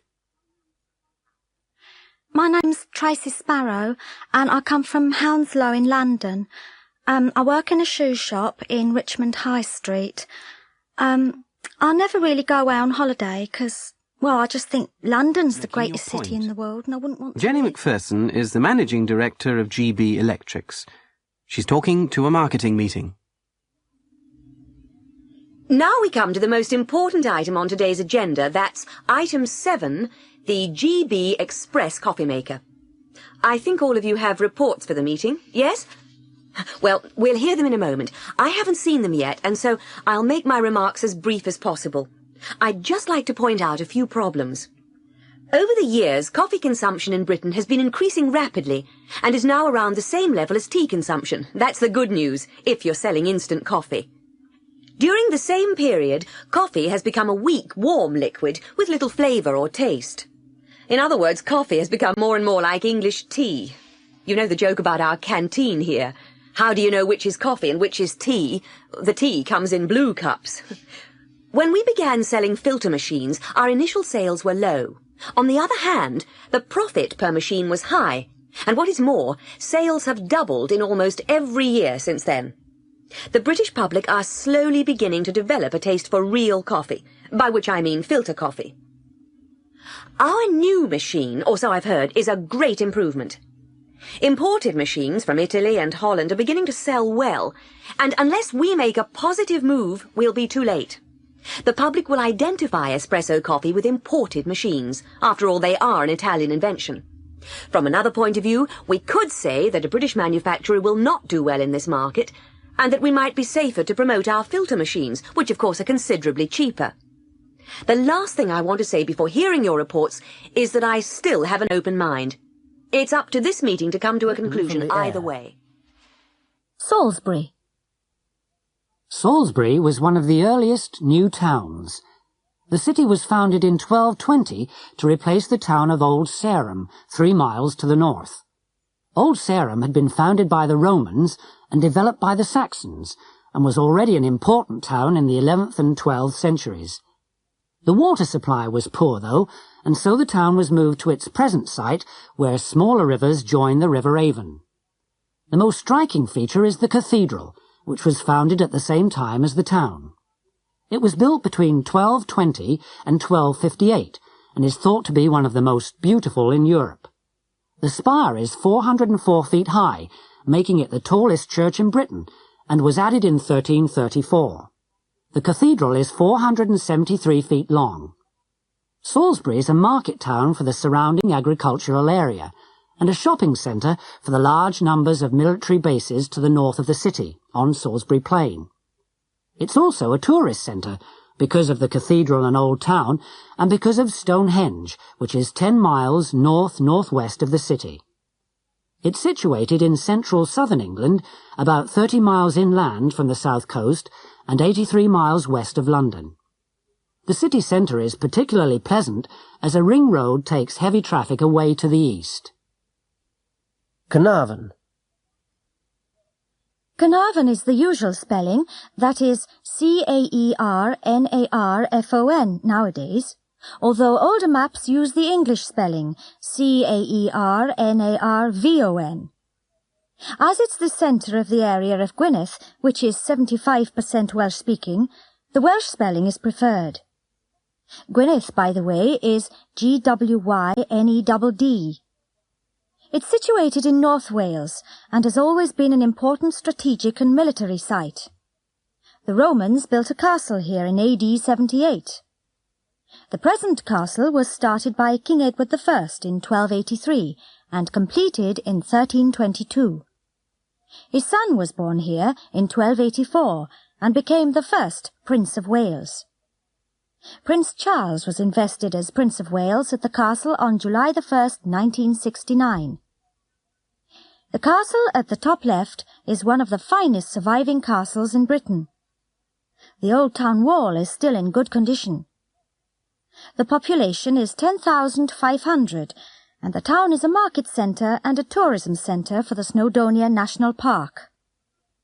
There is no railway, the nearest station being at Bangor, 9 miles away. It's famous for sailing and fishing. Sea and river fishing are both excellent, which adds to the town's attractions. Durham. Durham, in County Durham, is in the northeast of England, about 14 miles from Newcastle and 260 miles from London. It is built on a bend in the River Wear, and it grew around the Norman castle which was built in 1072 to protect England from the Scots. A wall blocked off the peninsula. The cathedral was begun in 1093 and has been called the finest Norman building in Britain, if not in Europe. The religious schools developed from the 15th century onwards, eventually becoming the University of Durham in 1832.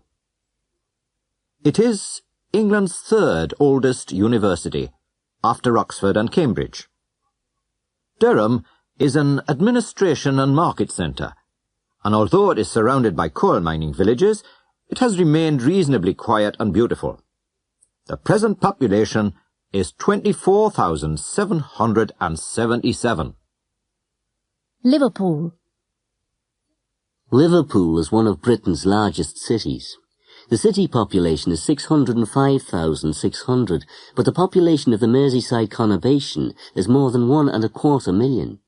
Its most famous inhabitants are probably John Lennon, Paul McCartney, George Harrison and Ringo Starr, and Liverpool has built a £1 million Beatles museum.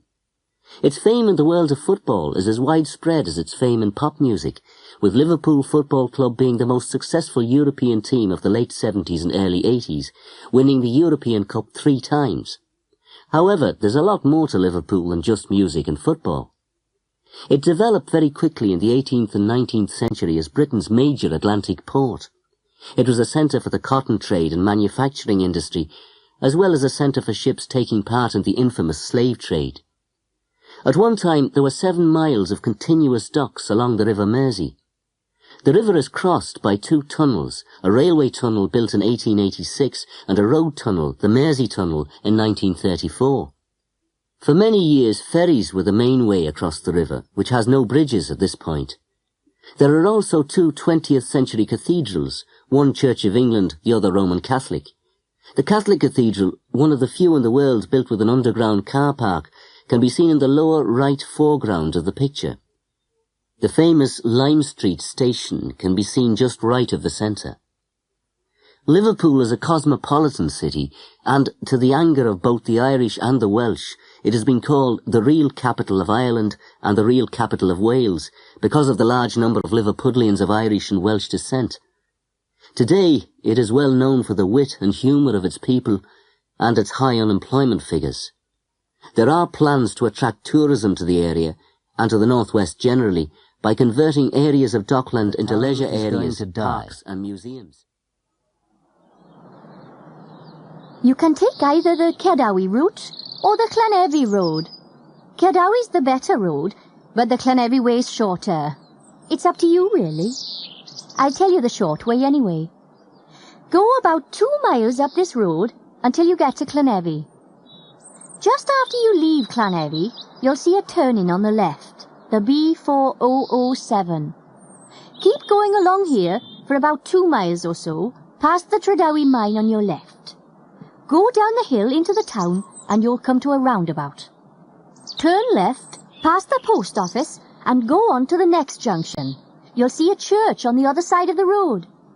Bear right and carry on to the next fork in the road. Take the right fork and look out for a little road, it's a track really, on the right. It's easy to miss it. Go 100 yards or so up the track and look at the field to your left. That's the site for the reactor. Collector's Corner.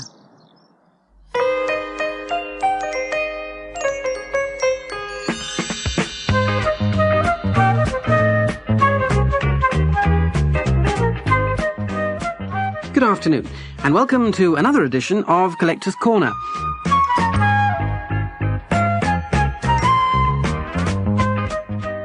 For this afternoon's programme, we come to visit 16-year-old Adrian Shaw. We're in Adrian's room at the moment, and we're completely surrounded by bottles. Yes, bottles. Big ones, small ones, blue ones, green ones. In fact, it's difficult to see the walls at all. There are so many bottles. How many bottles are there, Adrian? 1,429. 1,429. Have you counted them? Yeah, this morning. I thought you might ask me that question. And are they all different? Yeah. I keep my spares in a box in the shed. How did all this start? About 3 years ago, I was fishing in the river and I found a bottle. This one here. And I'd never seen one like it. So I took it home, cleaned it up, and showed it to my granddad. He said all the bottles were like that when he was my age. I've never seen one like it. No, my granddad's nearly 70. It's an old beer bottle. Anyway, Grandad said it might be worth a bit of money. So I took it along to this shop my mum knew, where she'd seen old bottles in the window.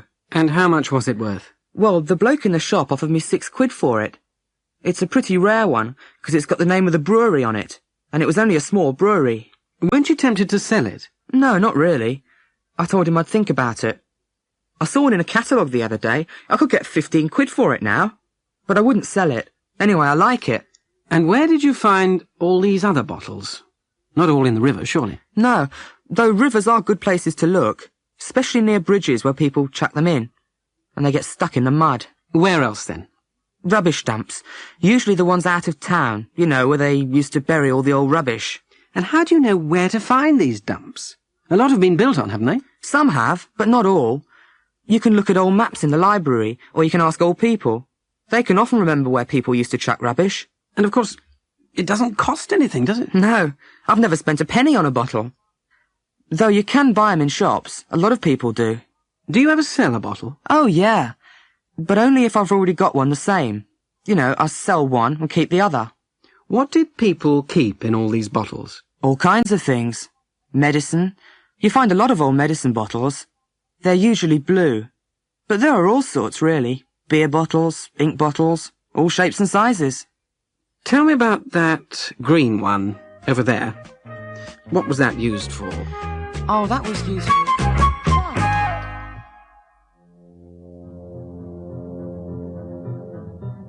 California lifeguard Casimir Pulaski was paddling with his surfboard in the Pacific Ocean off San Luis Obispo when a shark attacked him. I had swum about 13 miles, and I was about 1.5 miles out when suddenly something came straight up out of the water, knocking me off my surfboard and into the air. I didn't know it was a shark until I surfaced again. Then I saw this big fish swimming around with my surfboard in its mouth. I could see its long gray dorsal fin, and I thought, oh my God, it's a great white shark. The next thought was, nobody gets this close to a great white and lives to tell the tale. You just don't know what you're going to do in a situation like mine. I saw the shark coming towards me with my surfboard in its jaws. I grabbed the tail of the surfboard and climbed back on it. I don't know why. Then I was afraid that if the shark let go of the board, he'd go for me. I got on my knees on the tail of the board, trying to keep my balance because all the time he's shaking the board, trying to get me off it. I was starting to fall back in the water where I'd be easy meat for him, So I moved up to the center of the board where I could hold onto the rail. But I slipped back 2 or 3 inches. And that's when I whacked him on the nose. I just open-handed slapped him on the nose. It was more an automatic reaction than a deliberate slap. It was like something was taking over my body. I was just 6 inches away from his teeth, but it was the eyes I remember most. It seemed as though he wasn't looking at anything when he was looking at me. Anyway, I just went for him and whacked him, and about 2 or 3 seconds after I hit him, he went. For a minute, I really thought I'd had it. I might have seen my life pass in front of me a little bit. And after he went, I started paddling back to the beach, but I was waiting for him to come back again. They were the worst moments. Then I kind of knew he wasn't coming back, and I managed to get to the beach. I stood up and looked at my hands and feet, practically counted my fingers and toes to make sure everything was intact. I couldn't believe I got away without a scratch. When I recovered my surfboard later, it had big teeth marks in it. A biologist who investigated said the bite mark was probably from a great white, about 18 feet long. I had nightmares that night, but the next day I was back in the ocean. I love it. Even before the attack, I'd reckoned it was silly to worry about sharks because attacks are so rare. I still feel that. The yellow bulldozer. The house stood on a slight rise just on the edge of the village. It stood on its own and looked out over a broad spread of West Country farmland. Not a remarkable house by any means. It was about 30 years old, squattish, squarish, made of brick, and had 4 windows set in the front of a size and proportion which more or less exactly failed to please the eye. The only person for whom the house was in any way special was Arthur Dent, and that was only because it happened to be the one he lived in. On Wednesday night it had rained very heavily. The lane was wet and muddy. But the Thursday morning sun was bright and clear, as it shone on Arthur Dent's house for what was to be the last time. It hadn't properly registered yet with Arthur that the council wanted to knock it down and build a bypass instead. At 8 o'clock on Thursday morning, Arthur didn't feel very good.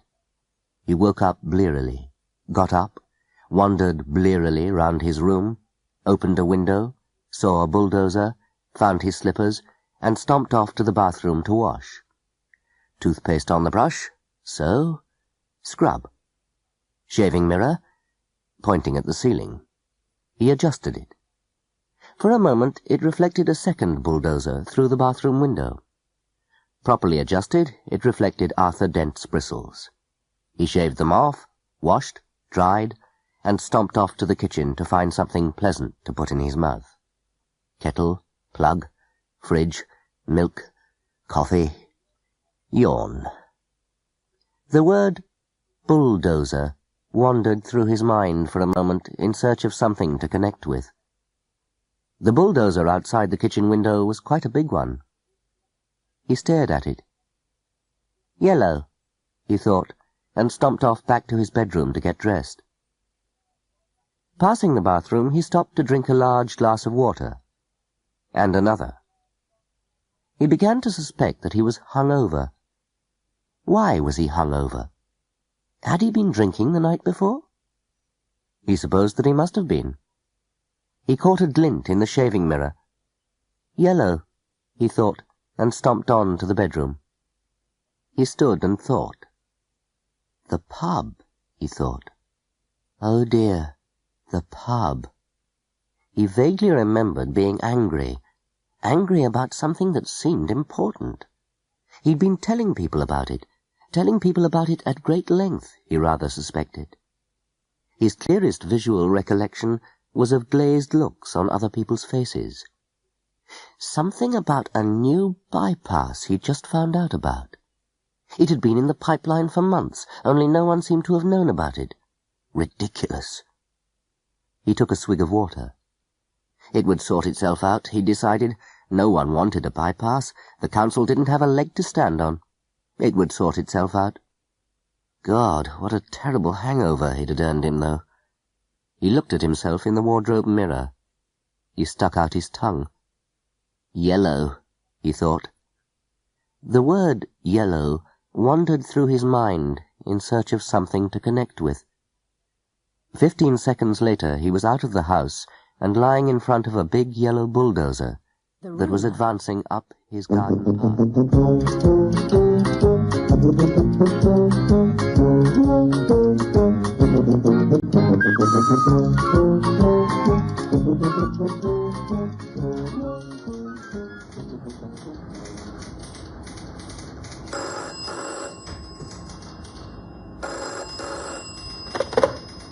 I'm afraid Mr. Joyce isn't here. He's gone to the hospital to see his grandmother.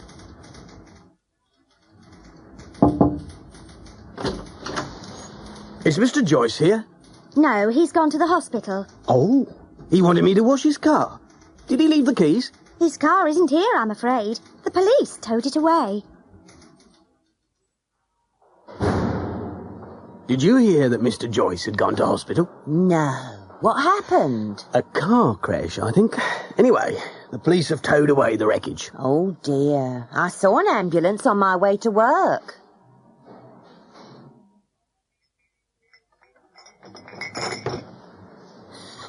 Have you heard about Mr. Joyce?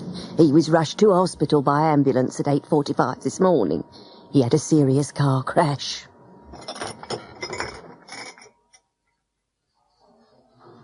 Perhaps we should send Mr. Joyce something.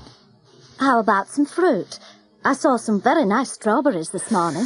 I was told that Joyce was allergic to strawberries.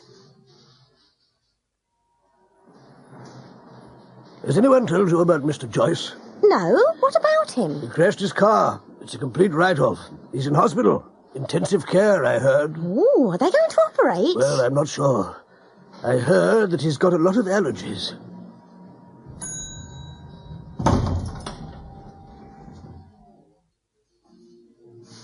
Did you know about poor Mr. Joyce? He's in hospital after a terrible car crash, but they can't operate because he's allergic to antibiotics. My sister was treated for her allergies by a Swiss specialist.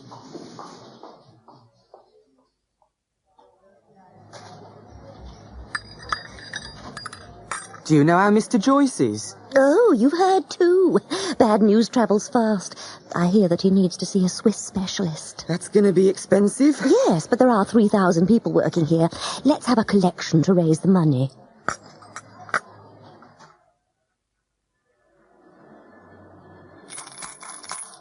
We're collecting for Mr. Joyce. Who's he? He works in the accounts department. He had an awful crash. They're flying a surgeon in from Geneva. He'll never work again. Oh, dear. Well, here's £1.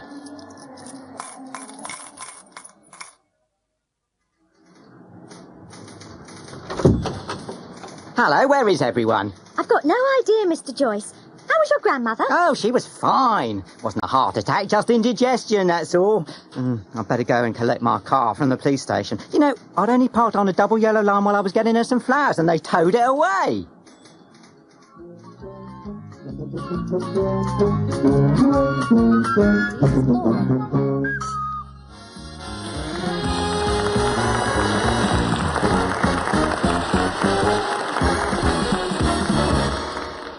Good evening, and welcome to the Patrick Logan Show. On tonight's show, we're going to meet Broderick Foyle, the scientist who believes influenza comes from outer space. Moira Robinson, the author of Super Housewife. And we're going to hear the latest song from Shining Teeth. Our first guest needs little introduction from me. He's climbed Mount Everest, gone down the Amazon by canoe, and crossed the Sahara Desert on foot. Ladies and gentlemen, it's Richard Mills.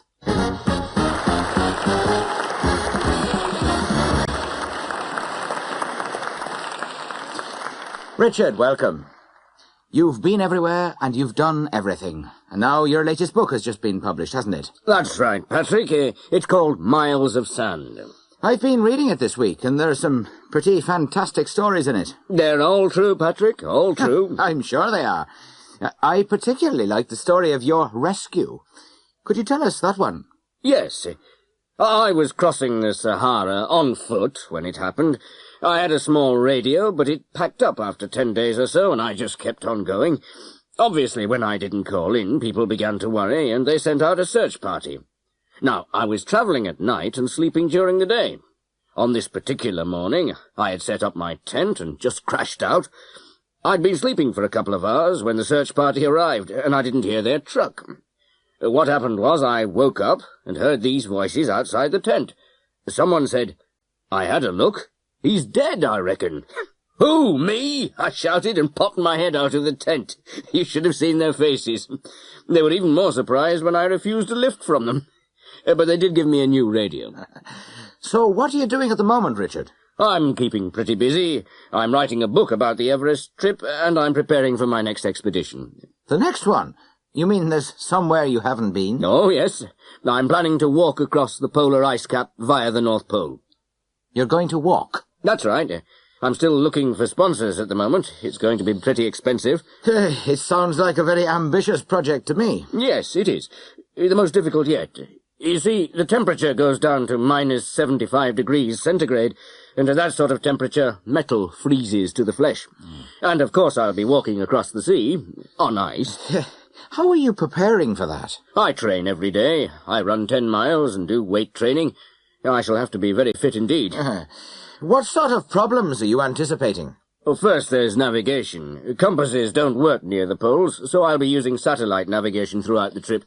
Say you have equipment problems, like the radio in the Sahara. I'll have a sextant to navigate by the stars, but it'll be plastic, of course. Ah, yes. You said metal freezes to the flesh. Yes.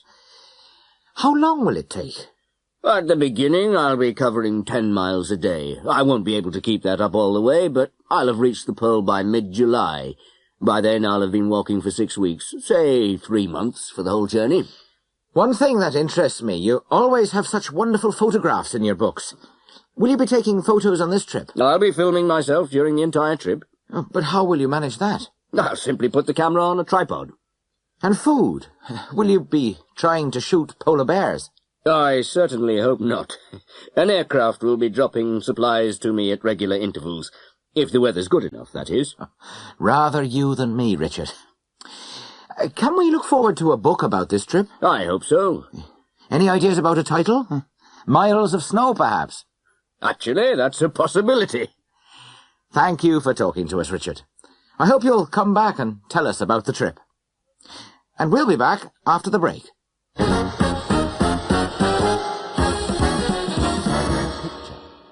1. Well, I really go for posters. I've got 5 or 6 in my room. Some of them are really cheap, 75p or something. The most I ever paid was £2.50, but that's not the point. If you get fed up with them, you can always change them. You can get all sorts of posters. There are the old adverts, or photos of rock stars, or just beautiful landscapes. I've got a photograph of a seagull flying over some waves with a slogan on it, "Everything is beautiful." Ones I like best, though, are the old Vogue magazine covers of the 1920s, I think. There's one marvellous one of a girl. She's very geometric, in a yellow kind of dress, against a lovely pale blue background. She's on an ocean liner, I suppose. 2. Yes, we've got a picture. Horses. We bought it in Walco. It's got a lovely frame, kind of brown cloth with a strip of gold running round it. It was only about 30 quid.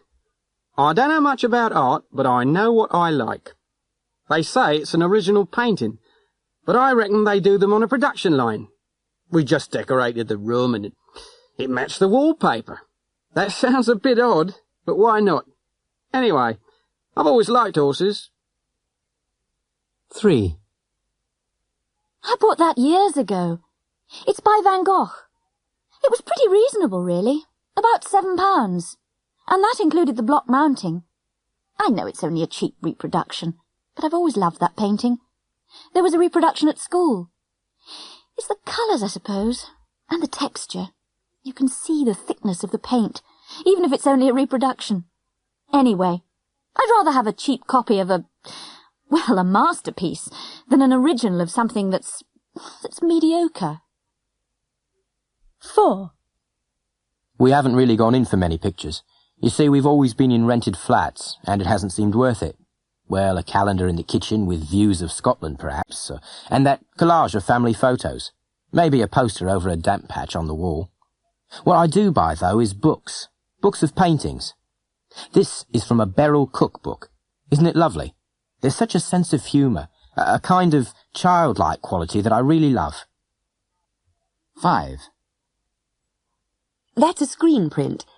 It's a limited edition, actually. That means they print perhaps 100 and then destroy the plates. This particular one appealed to me very strongly. There's something so clean and simple about it. Photorealism. I love it. My husband says it does nothing for him. He thinks it's pretty awful, in fact. But then again, he hasn't got much taste. Not when it comes to art. 1. You pay over here, Mum. All right, all right. Come on, keep together. 1 adult and 2 children, please. $1.90. Haven't you got anything smaller? No, I'm afraid I haven't. $1.90, 2, 3, 4, 5, and 5 is 10, and 10 is 20. Thank you. Which way? Just go through the door on your right. Follow the signs and you'll see everything. Mum, I want a drink and a biscuit. Me too, I'm starving. Excuse me, is there a refreshment room? It's just round the corner on the right. I want to see the mummies first. What? The mummies. The Egyptian ones. Yes? We were particularly interested in seeing the mummies. Could you direct us to the Egyptian room? It's the last room you come to. Yes, but we'd like to go there first. All right. Turn left when you get in. It's the first door you'll come to on the left. Thank you. Sorry. 2. Excuse me? Yes, love. I think I'm a bit lost. I've been wandering around for ages, trying to find the tea. The tea? Right, love. It's in the... let me see. 1, 2, 3, 4, 5... the 6th aisle along from here. Or is it the 7th? If you go this way, past the checkouts, you'll find it on the right. I've been all around there. It's just past the biscuits. On the middle shelf. Oh, thank you very much, dear. I'm getting on a bit. I can't see as well as I could. Oh, well, come with me, love. I'll take you there. 3. 1 litre of whiskey, 200 Marlborough, 2 bottles of wine. Which currency are you paying in, sir? Do you take Canadian dollars? Oh, well, yes, sir, but I'll have to give you the change in Dutch guilders. Sterling or American dollars, I'm afraid. Oh, dear. Yes, of course. And I've only got a $100 bill. Are you in a hurry, sir? Not particularly. Why? Well, you could break your bill at the currency change desk and come back for your duty-free goods. That's a good idea. Thanks. Where is it? It's right in the middle of the concourse. Just turn left out of here and walk towards C and D piers. You'll see it straight in front of you. Thank you very much. You're welcome. 4.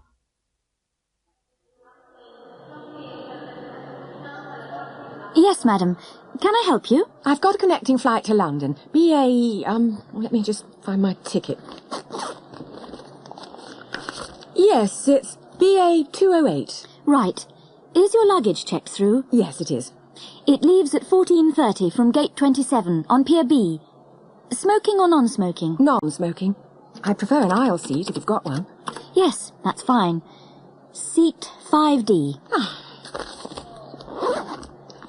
Is there somewhere to get a coffee? Of course. Right over in that corner, between B Pier and A Pier. Can you see it? Yes. Thank you very much. It's a pleasure. Yes, sir. Can I help you? 5. Excuse me, miss? Yes, madam? I can't find the pet food. I expect I've just walked past it or something. Can you tell me where it is? Pet food. Oh, it's opposite the frozen meat cabinet. The frozen meat? Where's that exactly? It's near the back. Look, just go towards the back of the shop, and it's the... Let me think. The second aisle in from the right-hand side. The pet food's about 3/4 of the way along, on your right. Thank you so much. 6. Excuse me. Yes, miss. I particularly wanted to see the Victorian room, but I seem to have missed it. It's in the far corner, miss. Just go out of that door and turn right. Walk through the main hall and you'll see 2 doors in front of you. Go in the left-hand one. That's the Roman room. Ah, I've been in there already. Yes, you must have come out of the wrong door. Anyway, once you're in the Roman room, take the door on the left. That's the Victorian room. Thank you. Thank you very much. I'm sitting out on the road in front of my own house where I've lived for 13 or 14 years. It's going down in front of me. The roof is falling and it's in flames and there's nothing I can do about it. And the flames are in the roof and God damn it, it's just beyond belief. My own house and everything around it's black. There are fires burning all around me. A.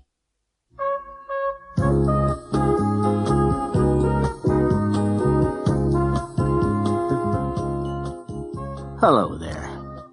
My name's Steve Newman, but I expect you know that. I have to entertain a lot. That's one of the problems of living in Beverly Hills. And after dinner, I always give my guests Max Caffeine instant coffee. Steve, this coffee's marvelous. It's so fresh. Where do you get it? Glad you like it, Raquel. It's my secret.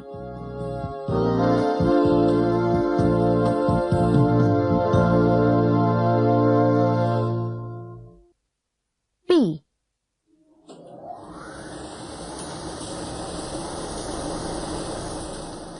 I'm standing in a laundrette in Bromley, Kent. It's Monday morning, and I've just asked 10 housewives to do half their wash in Fizz detergent with its new XR74 foam booster, and half in another leading brand. Well, all of them agreed that Fizz with new XR74 washed whiter, cleaner, and fresher. Fizz with XR74. For families, use Fizz. For families, use Fizz. C.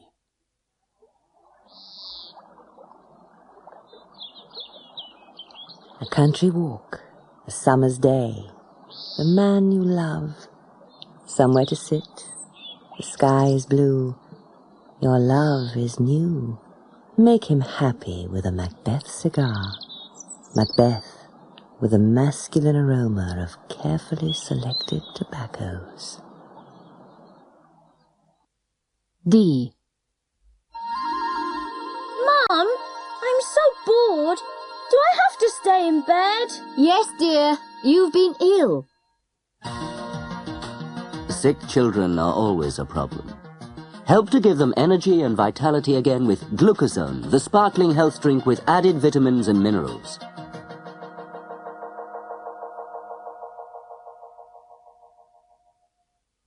E. Did you enjoy your meal, sir? Thank you. May I have the bill? Here you are, sir. I see. Do you take credit cards? Well, sir, that depends. Which card is it? It's an international streamline platinum card. Oh, in that case, of course we do. Thank you very much, sir. And madam, do come again. F.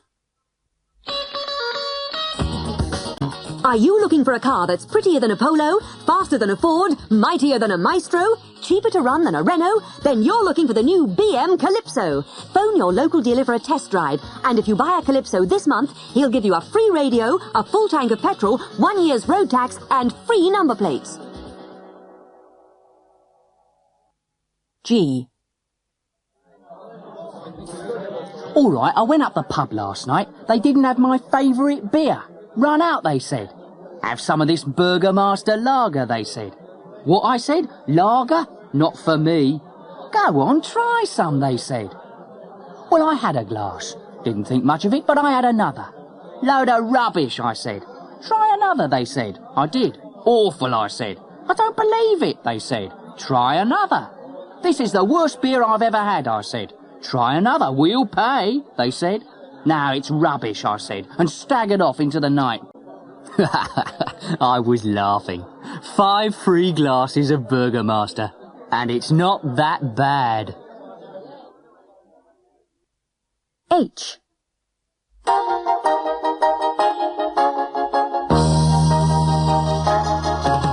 Don't forget, Johnson's January sale starts Monday the 28th December in Johnson's stores in Bournemouth, Southampton, Portsmouth, Brighton and Canterbury.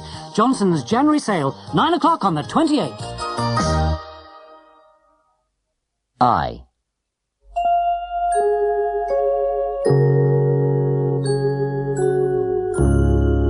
I want to talk to you tonight about a very personal problem. Foot odor. Do you suffer from smelly feet? I did.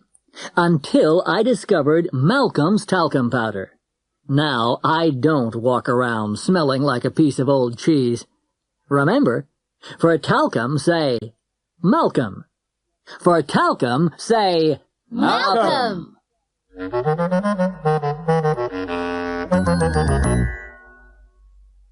J.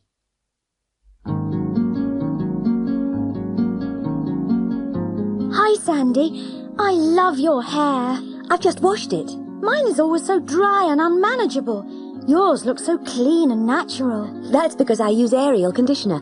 It's naturally balanced for dry hair. It's been tested for years, and it's safe enough even for a child. I'll try some. Can I borrow yours? Buy some. You'll be surprised. It's the cheapest on the market. Learning languages. Nazim Aziz.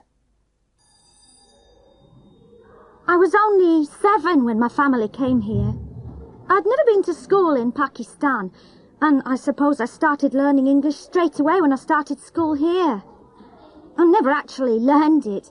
I was just chucked in with a lot of English kids. I reckon they thought I was really thick at first, but I didn't understand a word. Anyway, I just picked it up. It's weird because I haven't got a Pakistani accent. That's because I didn't learn English there. Some families use English at home in Pakistan, and they'll never lose their accent. Everybody says I sound like a Liverpudlian because I went to school in Liverpool, and I've always lived here. Bernard Lefort. I have studied English since for 5 years in France. We studied at school and we learned the grammar and we translated everything into French. I started at the age of 12. I think I do not speak well. I am very slow, but I can understand everything I read very good, very well. I do not like to make mistakes, so I do not speak too much. I am living in Paris, and I meet English people in my work. I have a very French accent, but this is not important. I am French, and I am happy when people know this.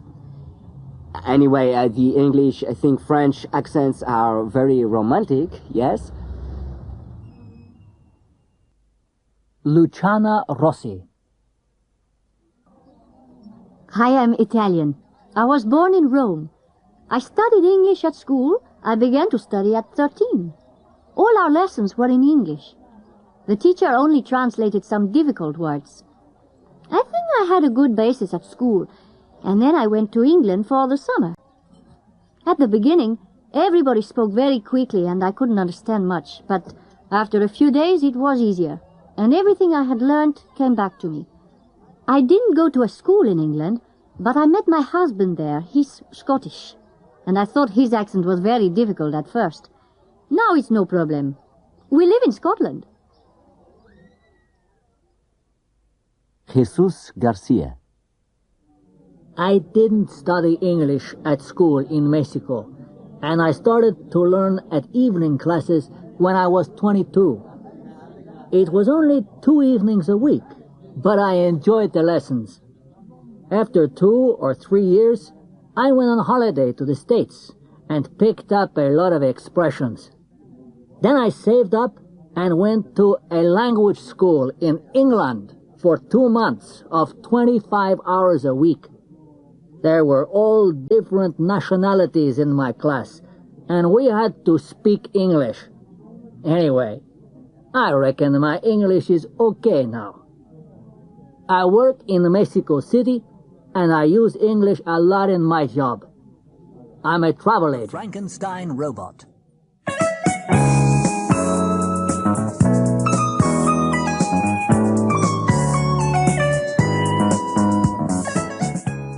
This week, Film Horizons has an action-packed bill for you.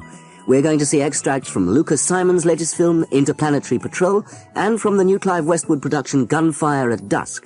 Our nostalgia section looks at horror films of the 1930s, but let's waste no time. We're beginning with an interview with Lucas Simon, whose Interplanetary Patrol goes on general release this week. I spoke to him earlier today at Heathrow Airport. Here we are at London's Heathrow Airport, where Lucas Simon has just landed from Los Angeles. Excuse me, Mr. Simon. Where's that car? I've got to be at a meeting by 4 o'clock. Could you let us have a few words, Mr. Simon? Yeah, get the hell out of my way. I'm Jason Phillips from the BBC. We're recording for Film Horizons, and Hell! Why didn't you say so before? I'd just like to say, I love your cute little country, and I'm very pleased to be here. Isn't that right, Jake? Jason. That's right. Could you tell us about your new film? Sure. It's being produced right here in England, as you know. Is it going to be another space movie? I feel it's time for a new direction. Interplanetary Patrol was my last space adventure. The new one will be called The Frankenstein Robot. The Frankenstein Robot? That's it. It's set in the 26th century, when this scientist, who happens to be the great-great-great-grandson of Dr. Frankenstein, well, he decides that the robots are being sold at too high a price. You see, the whole civilization depends on robots. Anyway, he reckons he can make a robot much cheaper by using bits of dead bodies instead of silicon chips and computers and that kind of thing, right? I thought you said it wasn't going to be a space movie. That's right. It's not a space movie, but it is science fiction. What about the director? There have been reports of a row between you and Charles Orson. No comment. I'll just say it was going to be directed by Charles Orson, but now it'll be directed by one of America's best up-and-coming directors, Trevor Inchelstone. Trevor Inchelstone? I've never heard of him. He's my son-in-law. A truly great director. What about the cast? It's been reported here that the leading role will be played by Steve Newman. That was true. It certainly was. Last week. Now we're hoping the part will be played by Louis London. Louis London? Isn't he your brother-in-law? Right. Did you see him in Dracula Meets King Kong? A truly moving performance. Ah, yes. Didn't he play Count Dracula? No, son. He played King Kong. Oh, I'm sorry. What about the female lead? I know a lot of newspapers thought it would be acted by Kay Sparks. I thought so, too. Unfortunately, she was too busy. She's on holiday, so I think it'll be played by Moira Hammond. Isn't she your wife? She is. She is.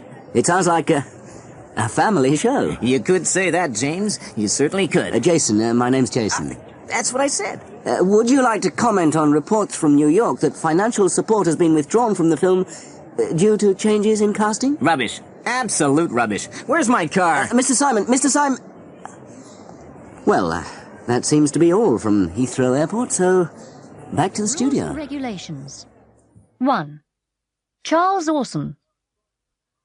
Well, of course, I started in Hollywood right in the middle of the Hayes office days. And, you know, we had to show them scripts before we started filming.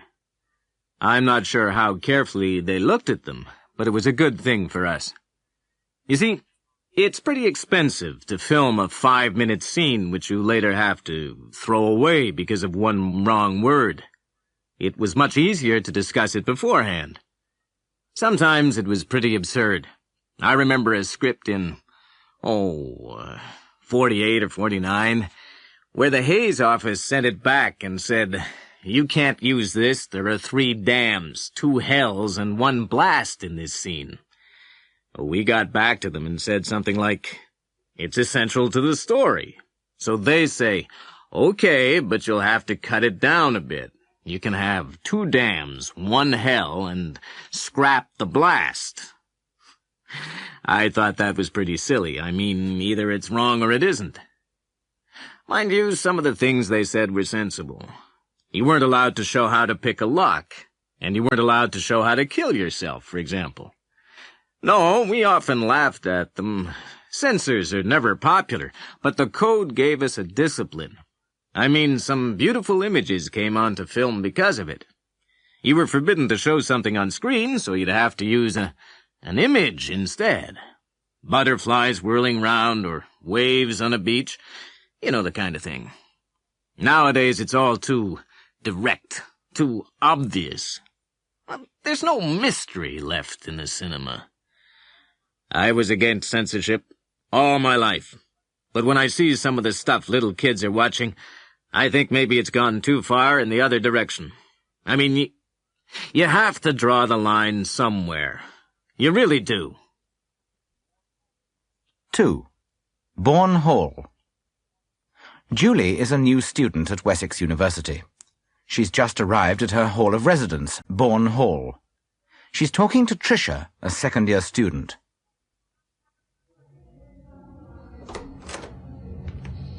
Hi, I'm Tricia Lambert. I think we're going to be neighbours. Oh, hello. I'm Julie Morgan. Yes, I suppose we are. Are you new here? Yes. I've just been looking at these regulations. I don't suppose it was worth bringing my cassette player. Oh, why not? Everybody's got one. Oh, I see, you've been reading the rules. Well, look, Julie, it's a matter of common sense. Nobody's going to stop you playing it. It's not like that. It's just that you mustn't stop other people working. No, I wouldn't want to do that. I won't play it late. You don't have to worry. All you've got to do is check with the others on this floor. Usually they won't mind a bit of music. But it's not allowed after 11. You're not supposed to play it late, of course. But I'm sure you'll find it's all right sometimes. 3. On the bus. Annette's on a bus.